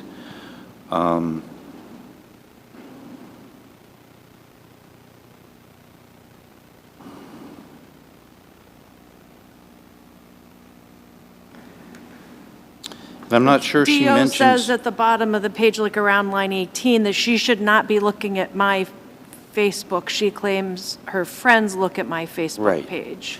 So apparently it was one that only certain people could take a look at because she had other people take a look at it. That means it's public. She refers to on page 28 the difference between a public setting and used by anyone, including entitled not on Facebook, that with the message, so it appears that what she's trying to do is make a distinction between what was available to anybody to see. Facebook apparently makes certain... You can have friends and restrict your posts to friends, or you Right. can put it so that anyone could see it. I So, but... love that young people don't set their privacy settings all the time, which allows their parents to observe their activities without any feeling Right. bad about it, because they But were dumb. I'm really not sure that is dispositive on this argument. The real question is going to come down to a number of matters. First of all, I think the text makes it clear that there were not really 3 clear incidents of what could ever be called harassment. And in support of that, the judge actually did not indicate which of the statements that were brought out at that hearing constituted harassment. And many of those statements, and we reviewed them in fairly big detail in this brief, were opinion or a posting of a public record. So, and I do want to applaud you and thank you for laying out the statements. I want to focus on a couple of them. We understand we have to get to 3 acts for the order to be proper, but the DO writes, closer to her children every single day. That must really freak you out, name of social worker. You are probably wetting yourself right now. Right. And you argue, well, that could be read 2 ways, that DO was closer to getting her children back, or that DO was closer to KB's children, right? Yes. So when there's some ambiguity there, is there some case that tells us what we're supposed to do? No, I don't think there is. I think this comes down to the discretion of the judge, because only really the trial judge there would have been there and was able to discern some of that context. But there's some hidden context here, and that's the fact that none of these statements ended up getting supported by actual written evidence that would corroborate that that was the actual wording in these statements. And that's really one of the biggest defects we have here, is she was asserting that certain things were posted and that she had access to those, but didn't put them into evidence, so we had the actual wording. But since the judge issued the order, can't we make a fair inference that she credited what the plaintiff said? And Yes. that's certainly proper, even without having the actual Facebook pages, isn't Oh, it? yeah, it's clear that the judge credited what she said, but I think that because the actual documents weren't there to corroborate it, it's very easy to spin a statement and make it much more harassing sounding, for example, than the actual wording might be. The problem is we don't have any of this stuff. Let's focus on what Justice Henry said of some of the acts. Yes, Posting the husband's obituary, yes. can that reasonably be taken as a threat? No, Why not? it's just a public record. I understand it's a public record, but she is posting it on a website. Yes. What could the possible purpose be for posting it other than as a potential threat or potentially showing who her relatives are or things like that? I think that from the context of DO's testimony during this hearing, she felt like she was doing her own investigation of the investigator and was posting information about that investigator. It consisted of, for example, her property deed, the obituary, other things, her picture, that sort of thing. These were just, she was simply putting out of talking about information about this investigator, but there was nothing accompanying it to say, and this is going to happen to you, or I'm going to get you, or anything of this sort. There was nothing in the context. What about the link to her house, to her address? Right. Well, the address was not impounded in the harassment order process at all, and so she wasn't betraying any kind of a private information. It was right on the public record that anybody could have gone into the court and gotten anyway. So this was nothing that needed to be hidden. So on this statement about closer to her children every single day, why would the plaintiff, KB, fear return of the defendant's children to the defendant after proceedings in a court of law? Well, because the consequence of this, and it's pointed out in DO's testimony, was the outcome of her investigation resulted in a family court action, which deprived her of custody. You use the pronoun her, and I don't know which person you're talking about. Pardon the me. outcome of... The outcome of KB's DCF investigation was that DO, in the family court, in her family court case, was deprived of custody of her own children. And I think it's clear from DO's testimony that this was the impetus that caused her to investigate the investigator. And to take a look at that context is that she pretty much alluded to it in her testimony, that she felt like she was getting closer back to her children, as opposed to, there's no statements in DO's testimony about any kind of retaliation against KB's children. But we don't have to accept, and the judge didn't have to accept anything that DO said. Agreed. I fully agree, but there's nothing in, but the judge did not specify which of these things that he found to be under the actual harassment statute. Right, but that's pretty common, and in fact, I think we've approved of that, because if there's 5 possible acts and the judge says these 3, and we think it's the, one of those and 2 other ones in the testimony, then we will affirm. So just... One of the creates cases cited challenges. indicates that this court has been deluged with a lot of these where there were not, where the trial judge didn't specify what acts were actually the triggering three. And I think one would search in vain to find three clear ones, especially when you contrast it with the cases that this court has found to be harassment, where there's a criminal act alleged, threatened, or something where the language is not at all ambiguous.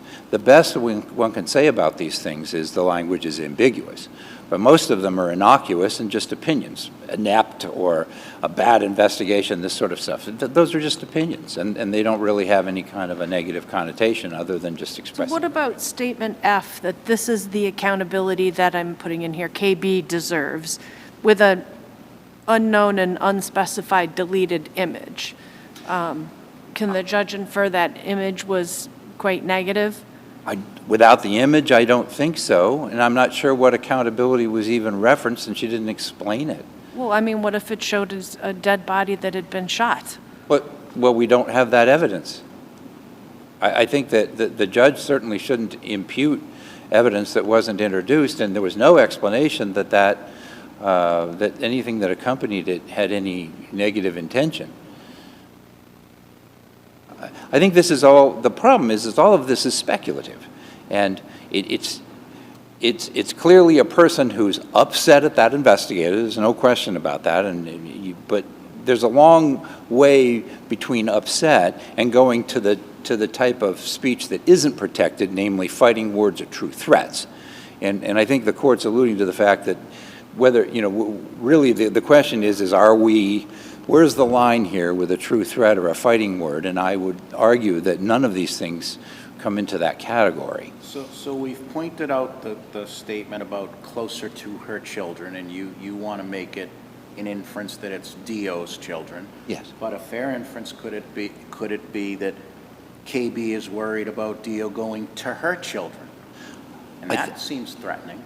Well, I think KB did say she was worried about her family. I think that's pretty clear that was her worry, but that doesn't necessarily allow it to fall into the rubric of a harassment order incident. Well, that's one. I mean, again, taking into account KB has a fear about family, and Dio makes a statement about closer to her children. Yes. Her, I'm putting in quotations because maybe her is Dio's, but a reasonable person could believe it's KB. So that potentially is one.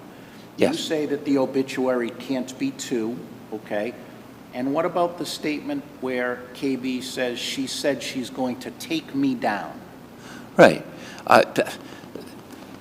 Well, we're talking about a public employee, and the inference from that is, I'm going to get your job. I'm going to have your job. I'm going to complain until they remove you from your position. There was no physical threat there by any means. It was, by taking a person down, it's talking about their position as in public trust. And I think the context is pretty clear about that she's upset that this investigator has a job.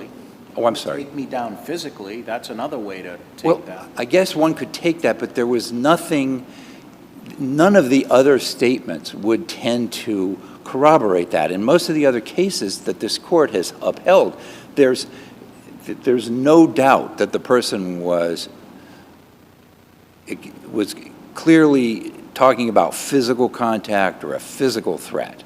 Here, this is all related to her investigatory position with the Department of Children and Families.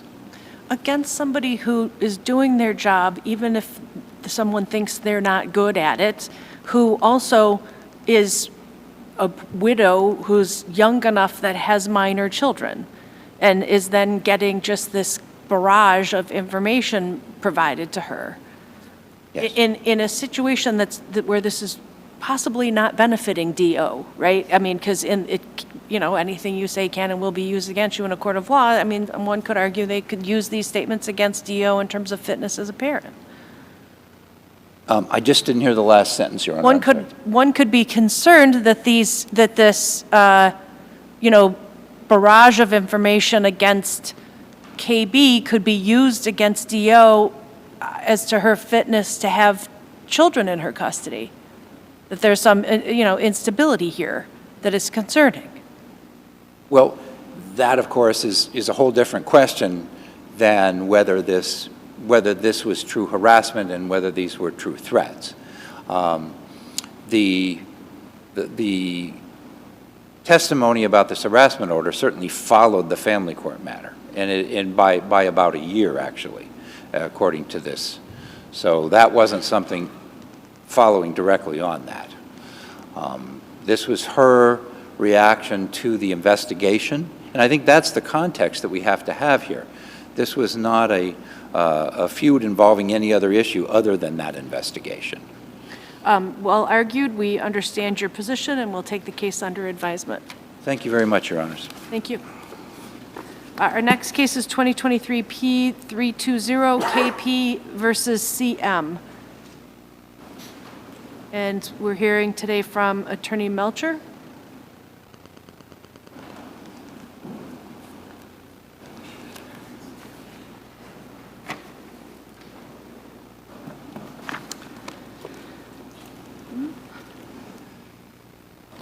Good morning, Your Honors. Justice D'Angelo, Henry, and Hodgens. So I'm just checking to see who else we have. I was about to introduce. you. I am Attorney Warren Melcher, and I am with my co-counsel, Attorney Emily Myers. Thank you. Who did also assist in the brief. And one housekeeping matter, I noticed the court says CM for my client. It's actually MC. He has, his first name sounds like a last name, so Okay. it often gets I've reversed. experienced that before. I'm sure that's not a surprise. I can imagine. It's shocking how many people have last names that are also first names. Correct. So it is MC. He is the appellant. I represent him, the appellant husband and defendant in the lower court case. We're appealing the lower court's decision to issue the 209 restraining order, arguing that they abused their discretion when they applied the statute and case law in a manner that was clearly erroneous. There was no abuse. There was no threat of abuse. In fact, she didn't check either box when she initially filled out the restraining order application. The testimony does not support that. Why isn't the threat of abuse your client punching the wall right near to where she was and also throwing a water bottle at her? Why isn't that enough for a reasonable person to fear for their safety? Certainly, Your Honor. Well, if I continued what I was about to say, that if you did find that to be sufficient, there wasn't an immediacy. Those incidents occurred in the past. The throwing the water bottle, when she testifies about it, she says it was in the middle of a discussion. He threw an empty water bottle at her, and it hit her. And then, in her words, they continued their discussion. It doesn't sound like, the way she describes it, an incident where she was threatened for serious bodily harm. I sort of compared Is there any it. indication if it was like an empty plastic water bottle or if it was, like one of these things you not carry around all the time and is big and heavy? It wasn't clarified, Your Honor, but the fact that they continued, quote, from what it sounds like, a discussion, as I said in her words, and she even says that the husband minimized the throwing of the bottle at that time. So from what that leaves it rather vague, I would say. But also, it's a bit like the Simkowski case where the father threw a milk bottle at a child. He also grabbed that child by the face, pinched his arm, and this court found that that was not enough to rise to the level of abuse, that it was better dealt in terms of child abuse, DCF. And very important to remember is that these are divorcing parties. They were in the probate court. They were in the probate court 2 days prior, and the plaintiff at that time, or the appellee, said there were no safety concerns, no 209 issues. 2 days prior, that judge vacated a emergency motion to vacate the marital home that was against my client, the appellant. He had vacated that order, there were no concerns, and then 2 days later, she goes in with these concerns. So these issues that happened in the past, I would say those, and then there was Yeah, but is there a requirement of immediacy in the statute? In the statute itself, no, but it's very clear in the case law, Your Honor, where they say it needs to be an immediate threat of, this court has said over and over, an immediate threat of physical, serious bodily harm. Right, You but I need to guess I'm asking in the sense that sometimes in a domestic violence situation, not all, but sometimes it takes a while for the person who is the subject of the domestic violence to realize what's happening. And then, once they have this epiphany, then things can move quite quickly. But it can be a very slow build. Your Honor, I fully recognize that, and I think that is exactly why this statute is so important to be there. But I would argue that this statute also is frequently abused by divorce litigants, used to gain an advantage, to gain custody, to gain No, we understand reverse that, of and the- that's appalling, because it certainly can then harm people who are truly the victims of domestic violence. But in this, here, we have an affidavit that is alleging that within the prior 10 days that he had been attempting to sexually force himself on top of her. If we look at the judge's findings in this case, the judge does not make any finding that there was any form of sexual abuse. That is not why this restraining order issued. In fact, she makes an absolutely zero testimony about that for reasons that it had been settled in the other court system, but that is not on the record. But she had backed off those accusations. She does not testify anything about them. And the court didn't make any sort of ruling. He does not check that there was any sort of sexual threat. Let me ask you a procedural question. As I noticed on page 122 of the transcript, there's a document included, a motion to modify or terminate the abuse prevention order. The plaintiff writes, I, the plaintiff, am working on reconciling the relationship with the defendant, my spouse, to focus on effective co-parenting dynamic. And on May 4th, 2023, that motion was allowed by the judge. So doesn't that make all of this moot if the 209A order has been vacated? No, Your Honor, because there are situations where people who have a restraining order on their, it's not on a criminal record, but they become on a registry, and they are not, they have 2 children together, they're expecting a third. They're not allowed to chaperone in their child's school visits and field trips and things of that nature. So it would be very important for him to have this removed. And to note that she is not objecting to this at all and has not registered an appearance. Can we go back to the punch on the wall near the plaintiff's face, head area? Punch of the wall seems pretty threatening. Punch in the wall. Again, that was in the past. It was a one-time occurrence that she says. Aren't all acts that somebody comes and testifies to in court in the past? Yes. So yes. Is there a time frame put on in the record as to when this occurred and why that shouldn't be a reasonable fear of imminent bodily harm? Well, she testifies herself. 2 days prior. She has 0 safety concerns, and the incident happened prior to that.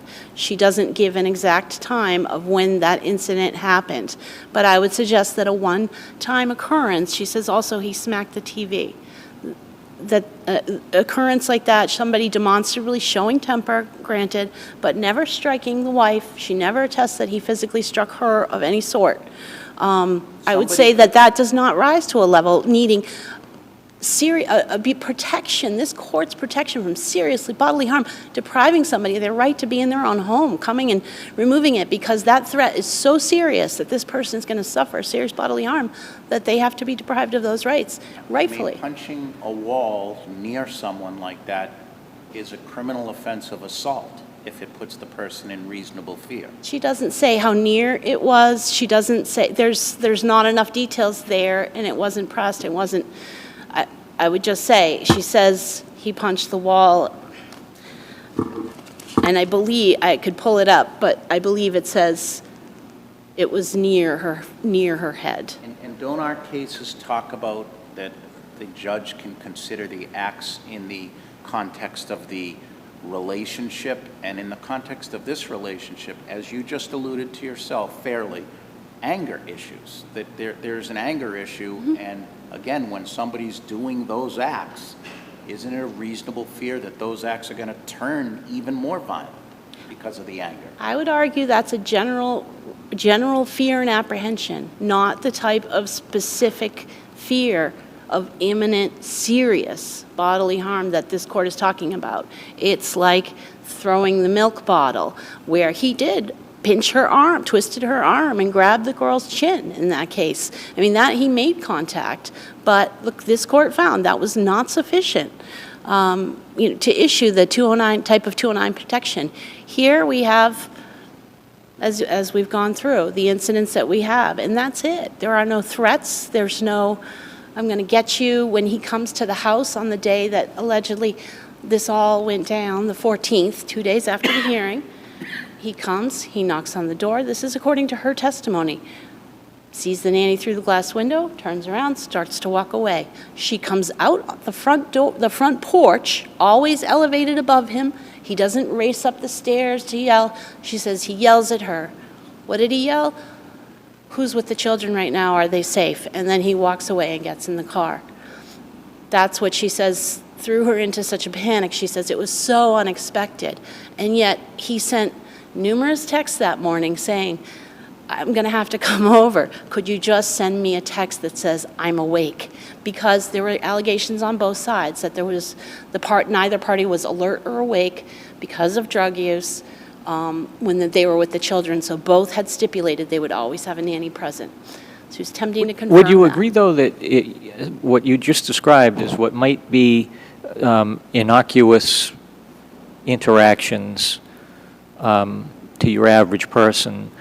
They may not be innocuous in the context of a hostile relationship where there has been some physical abuse. I agree, Your Honor. But it depends on whether you call punching the wall physical abuse of her or not on an occasion.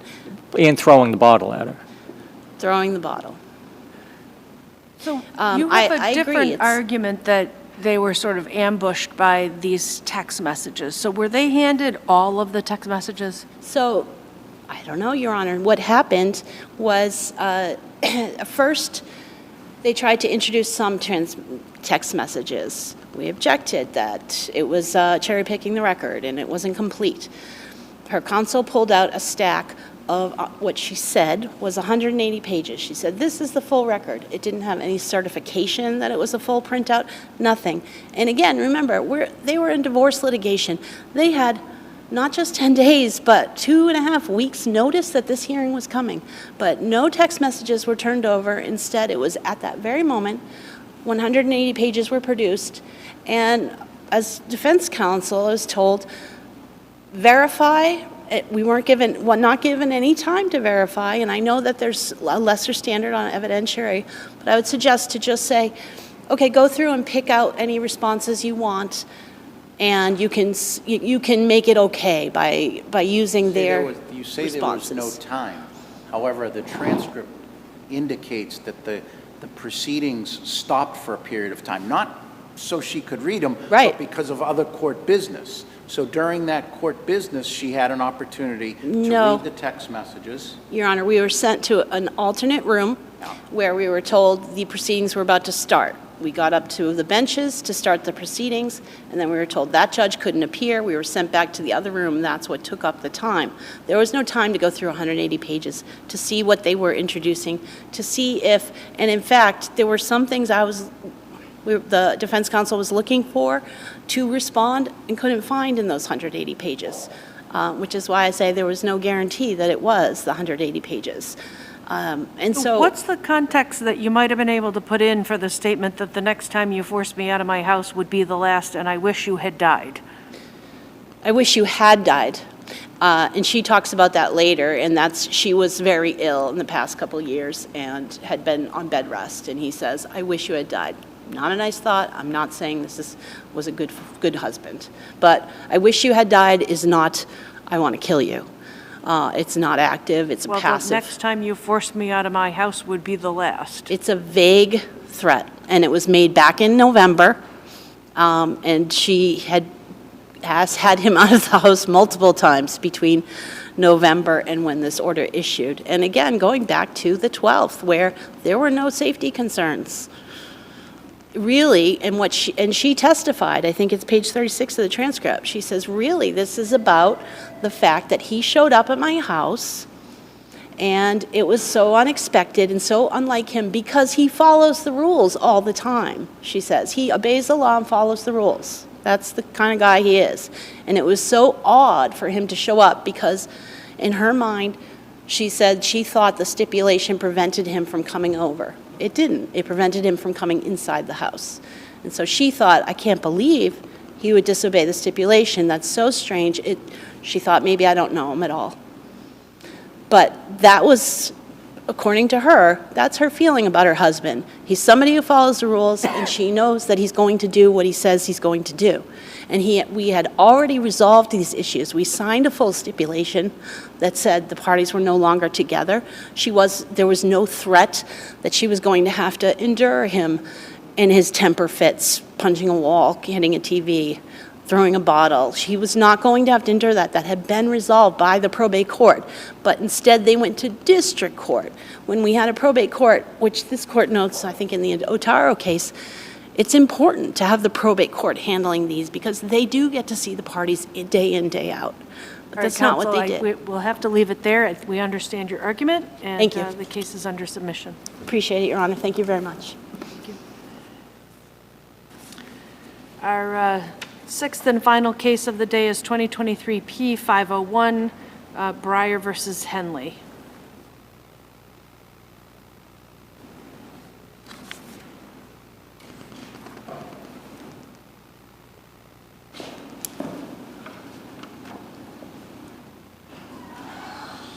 Whenever you're ready, counsel.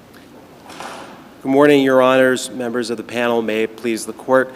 My name is Michael BRIER, and I represent the appellant, who also happens to be my father, Kenneth BRIER, acting as personal representative of the estate of Mark Henley. The central question of this case is whether Attorney BRIER is bound by the positions taken by his predecessor as personal representative of the estate of Mark Henley, June Henley Dunbar.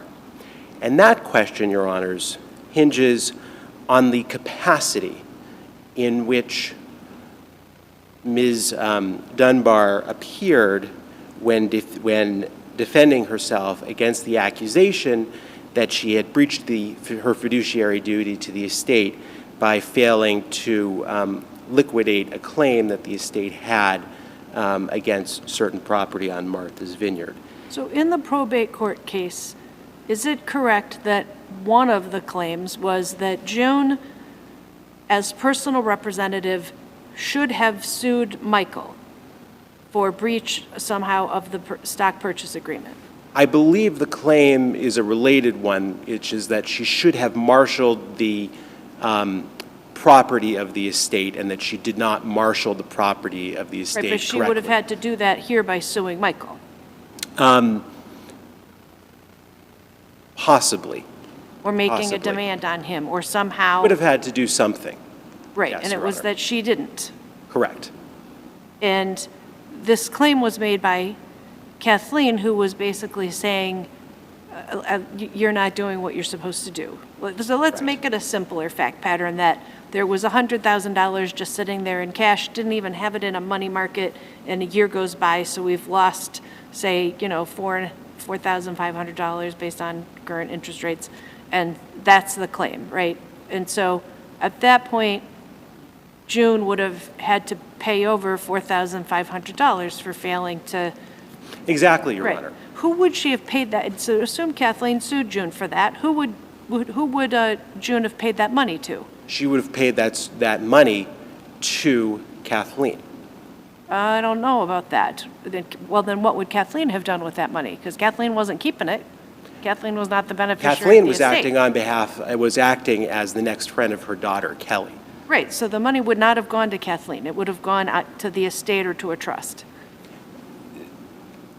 I don't think that she purported to be acting on behalf of the estate. So that wasn't, the estate was not a plaintiff in that action. She was She's saying acting, that June wasn't doing what June was supposed to do as personal representative and other things. correct, Your Honor. So she was asking, essentially what Kathleen's allegation was, look, June isn't doing what she's supposed to be doing. She's breaching her fiduciary duty to the estate, and she is therefore liable for damages for that breach. And so that is a crucial issue because, based on the authority that I cited in my brief, the question of who you are suing really hinges on, whose pocket are you trying to get the money out of? And here... Part of it is whose pocket are you putting the money into? That money's not going to Kathleen. That money is not going, that money is going to Kelly. That was the allegation. Via the estate. I don't think, Your Honor, I'm not aware of anything in the record where Kathleen purported to represent the estate. After all, she was suing the personal representative of the estate. She's basically acting as mother for Kelly. Correct, Your Honor. Right, but if the will had said everything's going into trust for my child and my child can't get the money until she's 30, when Kathleen wins the $4,500, the money's not going directly to Kelly. It's going into the estate, which is going to then go into a trust until Kelly is 30. I'm not sure. I mean, I certainly understand Your Honor's point on that, Your Honor's point, but I'm not sure that's exactly how the allegation was framed. I mean, ultimately, obviously, the probate court found in favor of June, so we didn't reach it was never reached the issue of where the money is going exactly, and the pleadings are not exactly. What do you agree clear. June's breach was as personal representative of the estate? What did she do wrong?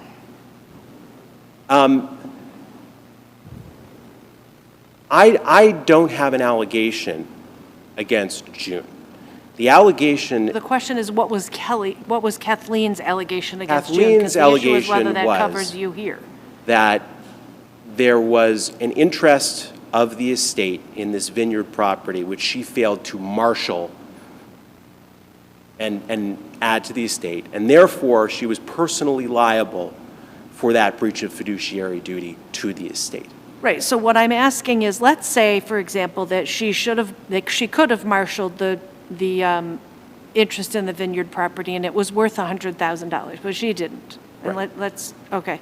And meanwhile, your client, Kenneth BRIER, becomes personal representative and he marshals the vineyard property and he gets $100,000. Right. Okay, so at that point, let's say that June, there was a damages award against June personally because she didn't get the $100,000. There's a damages award for $100,000, and then the new personal representative gets $100,000. Okay, why is that not doubled? Where's that money going? Because I think that money at that point, if there's two $100,000s and June paid the estate, and then the estate gets the same $100,000 but from Michael, I don't think the estate gets to double dip. Sure, Your Honor. I mean, it's an elementary principle of law that you're not entitled to duplicative damages. And then clearly, if the estate had been made whole, then June, acting as if she were defending against a breach of fiduciary duty claim, would say, hey, there's no damages here against me. Whether I breached my fiduciary duty or not, there's no damages, because no damages have been suffered. Do you agree with the Superior Court judge that the position you took in Superior Court was inconsistent with what June took in the probate court? For the purposes of judicial estoppel, yes, I agree there is an inconsistency. I don't quite agree that the issues are identical for the purposes of issue preclusion, because there is this distinction between recovering an interest that doesn't exist versus a contractual failure to convey an interest. And described that a little bit in my brief. So I don't think the issues are identical, but they are inconsistent, and I certainly acknowledge that. And that's not the reason why I argue to this court that the Superior Court's application of judicial estoppel was incorrect, not because of the inconsistency issue. So in your reply brief, and I'm just referring you to page 10, you talk about the best case, but something got garbled. And so I'll give you a second to read that, because I want to make sure I understand what you were trying to say. Where I am is down towards the bottom of the page. It says, you see it's the last time best is underlined. Below that, you're basically saying this turns on whether the relevant claim seeks a judgment. Something seems wrong there, against the estate or the personally, I think that's just personal representative individually, but it's that Correct. first part that words are missing or something. Sure, Your Honor. I mean, essentially, what I'm arguing to this court is the question, when you're taking a position for the purposes of judicial estoppel, the question is, what hat are you wearing? Are you acting in a representative capacity on behalf of the estate, or are you acting in an individual capacity, defending yourself, I would argue, against a breach of fiduciary duty that you owe to the estate?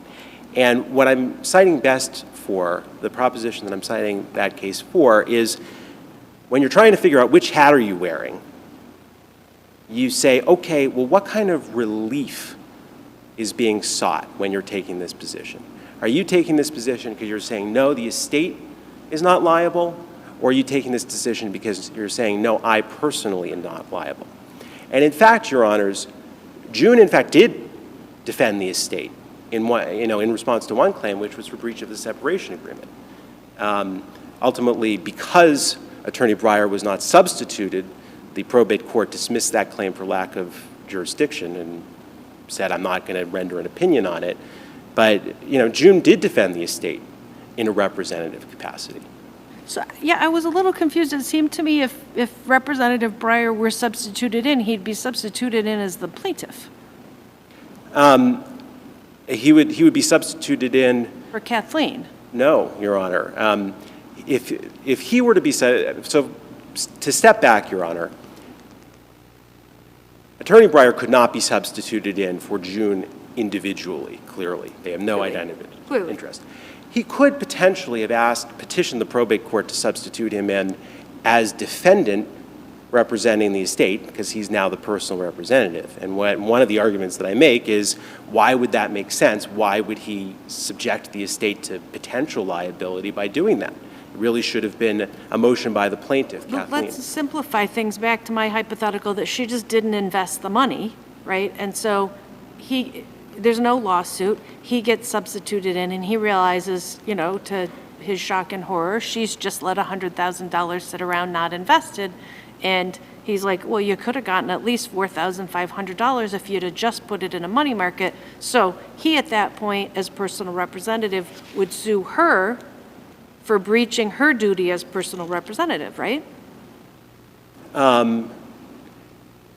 He could, certainly, Attorney BRIER could potentially have sued June for breach of fiduciary duty after being added in the midst of trial as right, and he'd say, personal you're representative. personally liable.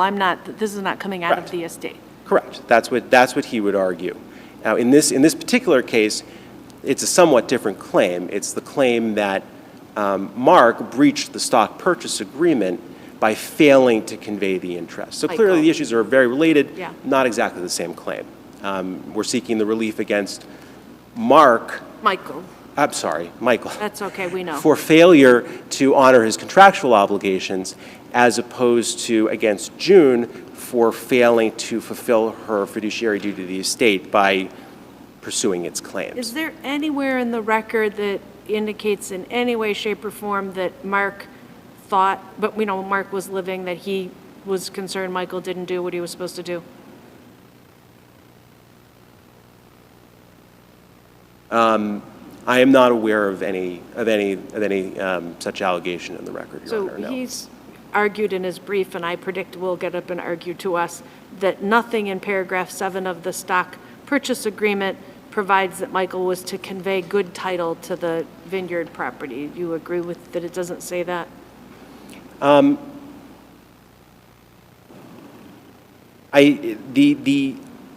disagree with that. The SPA clearly contemplates assigning Mike's interest. It refers to the interest Mike has in the vineyard property. It says that Mike will retain his interest if the closing of the SPA doesn't happen. So I do think that it was the intent of the parties, that the belief of the parties, I don't think that it's disputed, that everyone thought that that there was this interest and that it was going to be conveyed.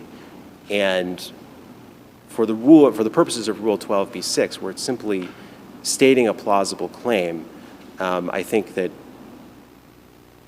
the complaint states a claim. It's plausible, and it's not, and if there's any ambiguity, that's something to be resolved down the road.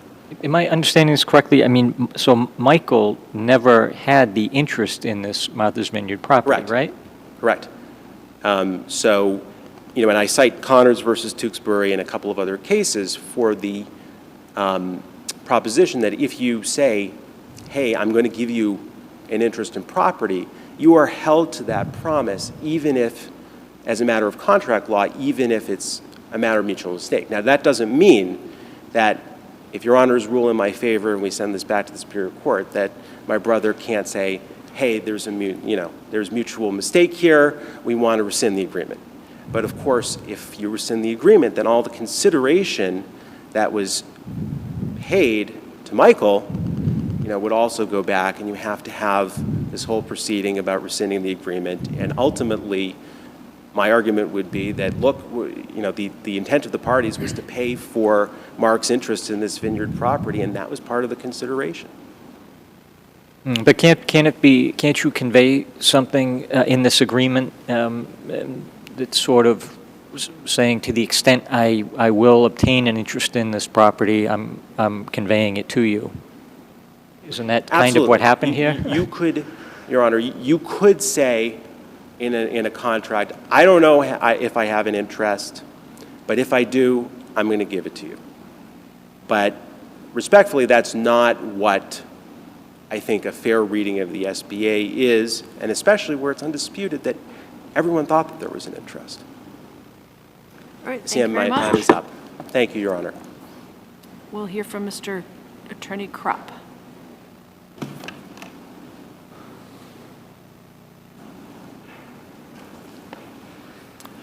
Good morning, Your Honor. Joseph Kropp for the appellee, Michael Henley.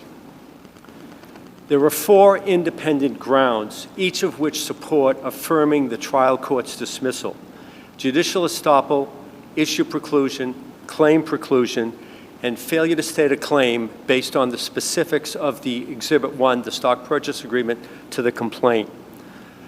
The standard of review for judicial estoppel is abuse of discretion. The SJC set that standard in the Otis case in 2005. The appellant's brief suggests that the East Cambridge case, 9 years earlier, somehow states that that standard doesn't apply. At the time that case was decided, there was no standard elucidated yet by the SJC. And in fact, in the East Cambridge case, the court referred to judicial estoppel as the largely uncharted realm of judicial estoppel. It was a beginning of what that was going to be as the law in Massachusetts. The case does not just, I'm sorry? If you're wrong about that and the standard is de novo, do you still win? Yes, I do, Your Honor. And the reason we still win is that in this case, June was sued as personal representative individually and as trustee. Damages were sought against her. The phrasing of the complaint in several sections, as I cite in my brief, I seek to recover all damages for breach of fiduciary duty from June individually as personal representative and as trustee for her breaches. So she's sued in all capacities. She defends in all capacities. They're seeking the damages in all capacities. Now, what they argue is if the case had gone the other way, that June could have faced personal liability. But the fact that she could have faced personal liability doesn't change what the case was before the court. The case before the court is, we're suing you as personal representative and individually. We're suing you for breach of fiduciary duty. We're seeking all the damages from you in all those capacities. And the judge issued a decision denying all the breach of fiduciary duty claims. He said, the record is void of any evidence of damages for breach of fiduciary duty. He dismissed the entire complaint, and there was no appeal. The estate's now bringing the same case that was brought before. And under judicial estoppel, you can't do it. And the record here has enough in it that even on a de novo review, Judge O'Shea did not err, given the way the case was pled, tried, a final decision with no appeal. So he says, well, we don't have an identity of parties. What do you say to that? There's two reasons why there's an identity. First, Attorney BRIER, his father, Kenneth, sorry. I know him well enough to say Kenneth, so I'll say Kenneth without lack of respect. Kenneth was the successor personal representative.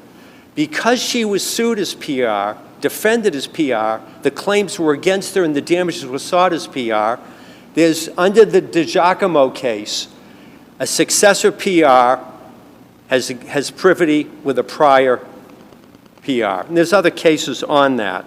So I don't see any issue on privity. In addition to that, and my brother in his brief doesn't like this, but that's not reason enough that it's not valid law, there's also privity here between Kathleen and Kenneth. In the lawsuit at probate court, the first case, Kathleen, as mother and conservator of her daughter Kelly, files the action against June for breach of fiduciary duty. And I want to point one thing out, and I'll finish my argument. The filing by Kathleen as to the breach of fiduciary duty is not just seeking an interest. At the record appendix of 92 in Kathleen's filings, she states, this is the heading, the defendant failed to enforce the stock purchase agreement. Next line, the defendant also breached her fiduciary duty by not seeking to enforce the rights of the estate under the stock purchase agreement. Further down that page, the estate has a valuable claim against Michael.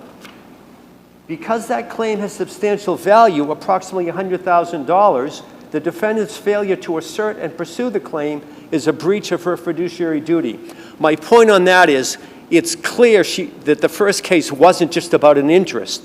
It was about enforcing the SPA and filing suit and recovering funds. Going back to why there's the second reason for privity. Kathleen brings the lawsuit for her daughter. Her daughter is the sole beneficiary of the estate.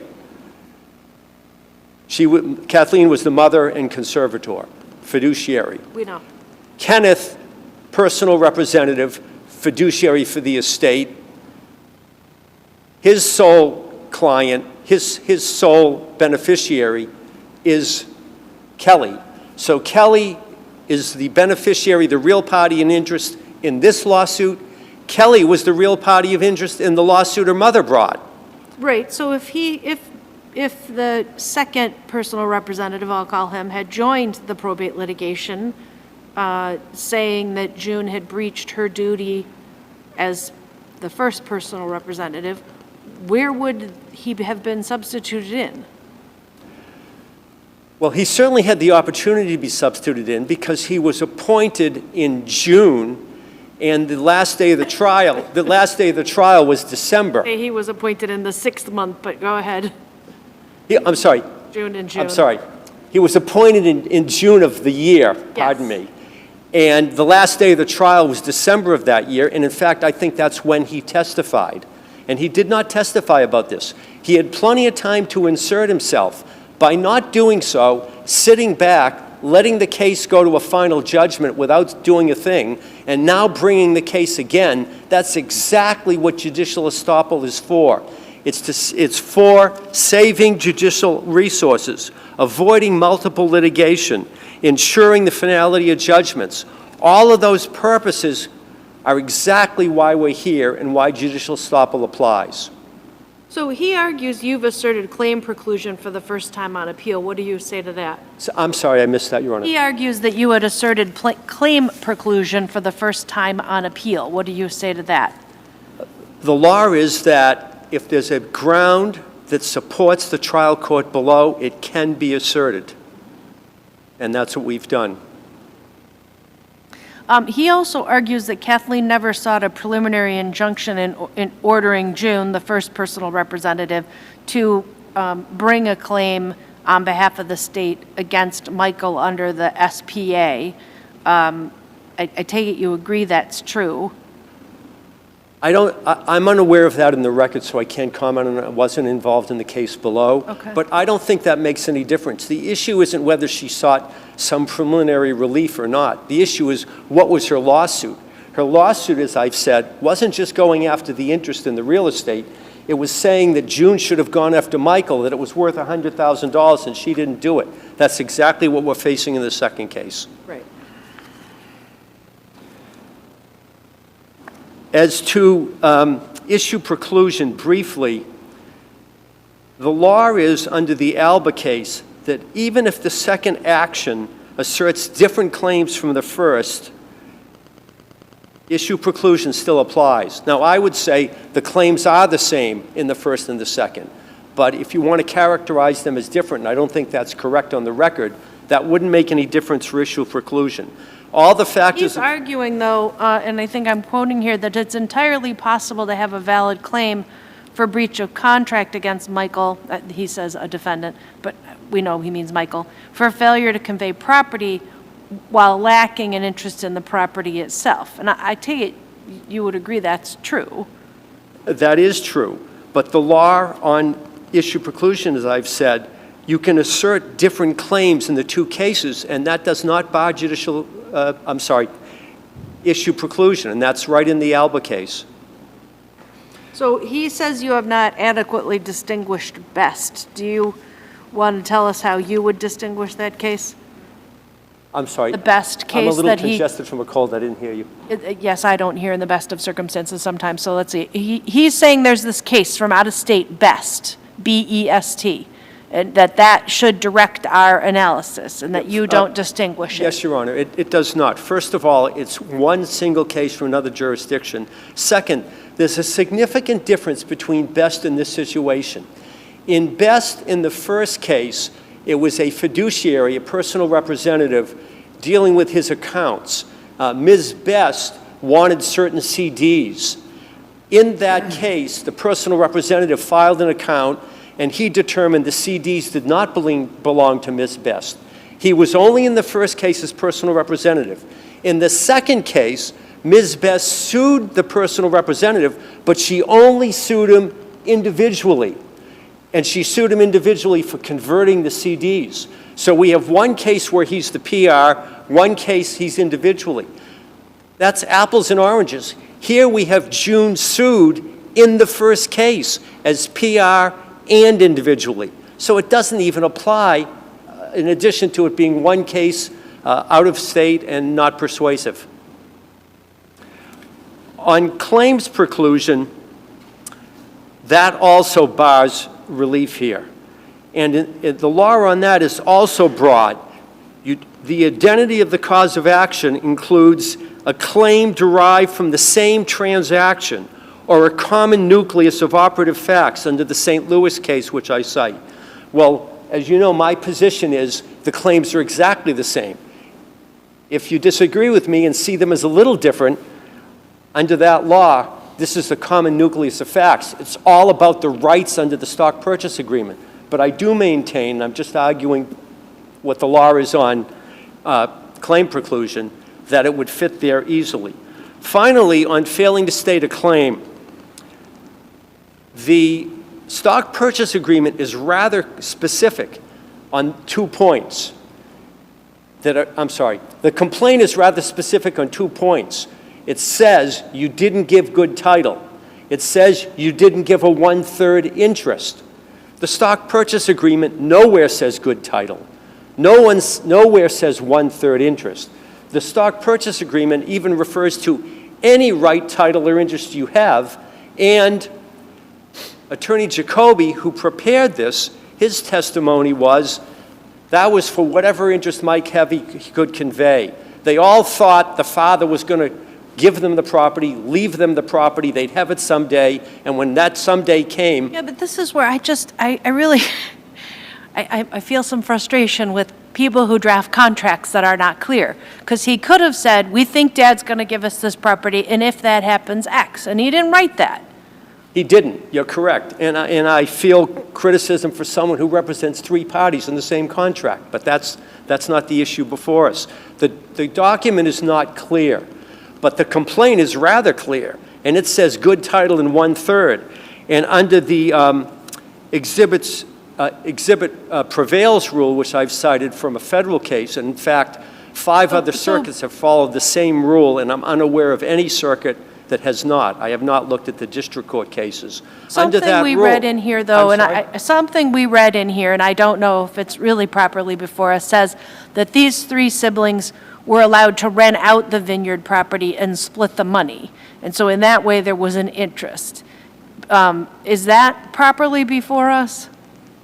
I don't think that's significant for any of the issues here. The father apparently was very, in this aspect, was generous about, well, you can use it, you can rent it out, and they were doing that.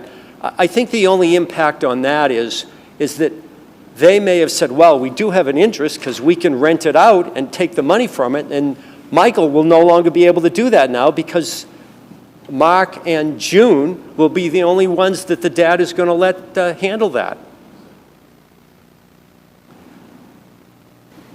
I will rest on my brief unless there are any other questions. Okay. Thank you very much. Well argued. We understand your positions, and we'll take the case under advisement. I'd like to thank everybody that helped us today, the court officers and our clerks and our IT folks. So thank you. Thank you very much. All rise.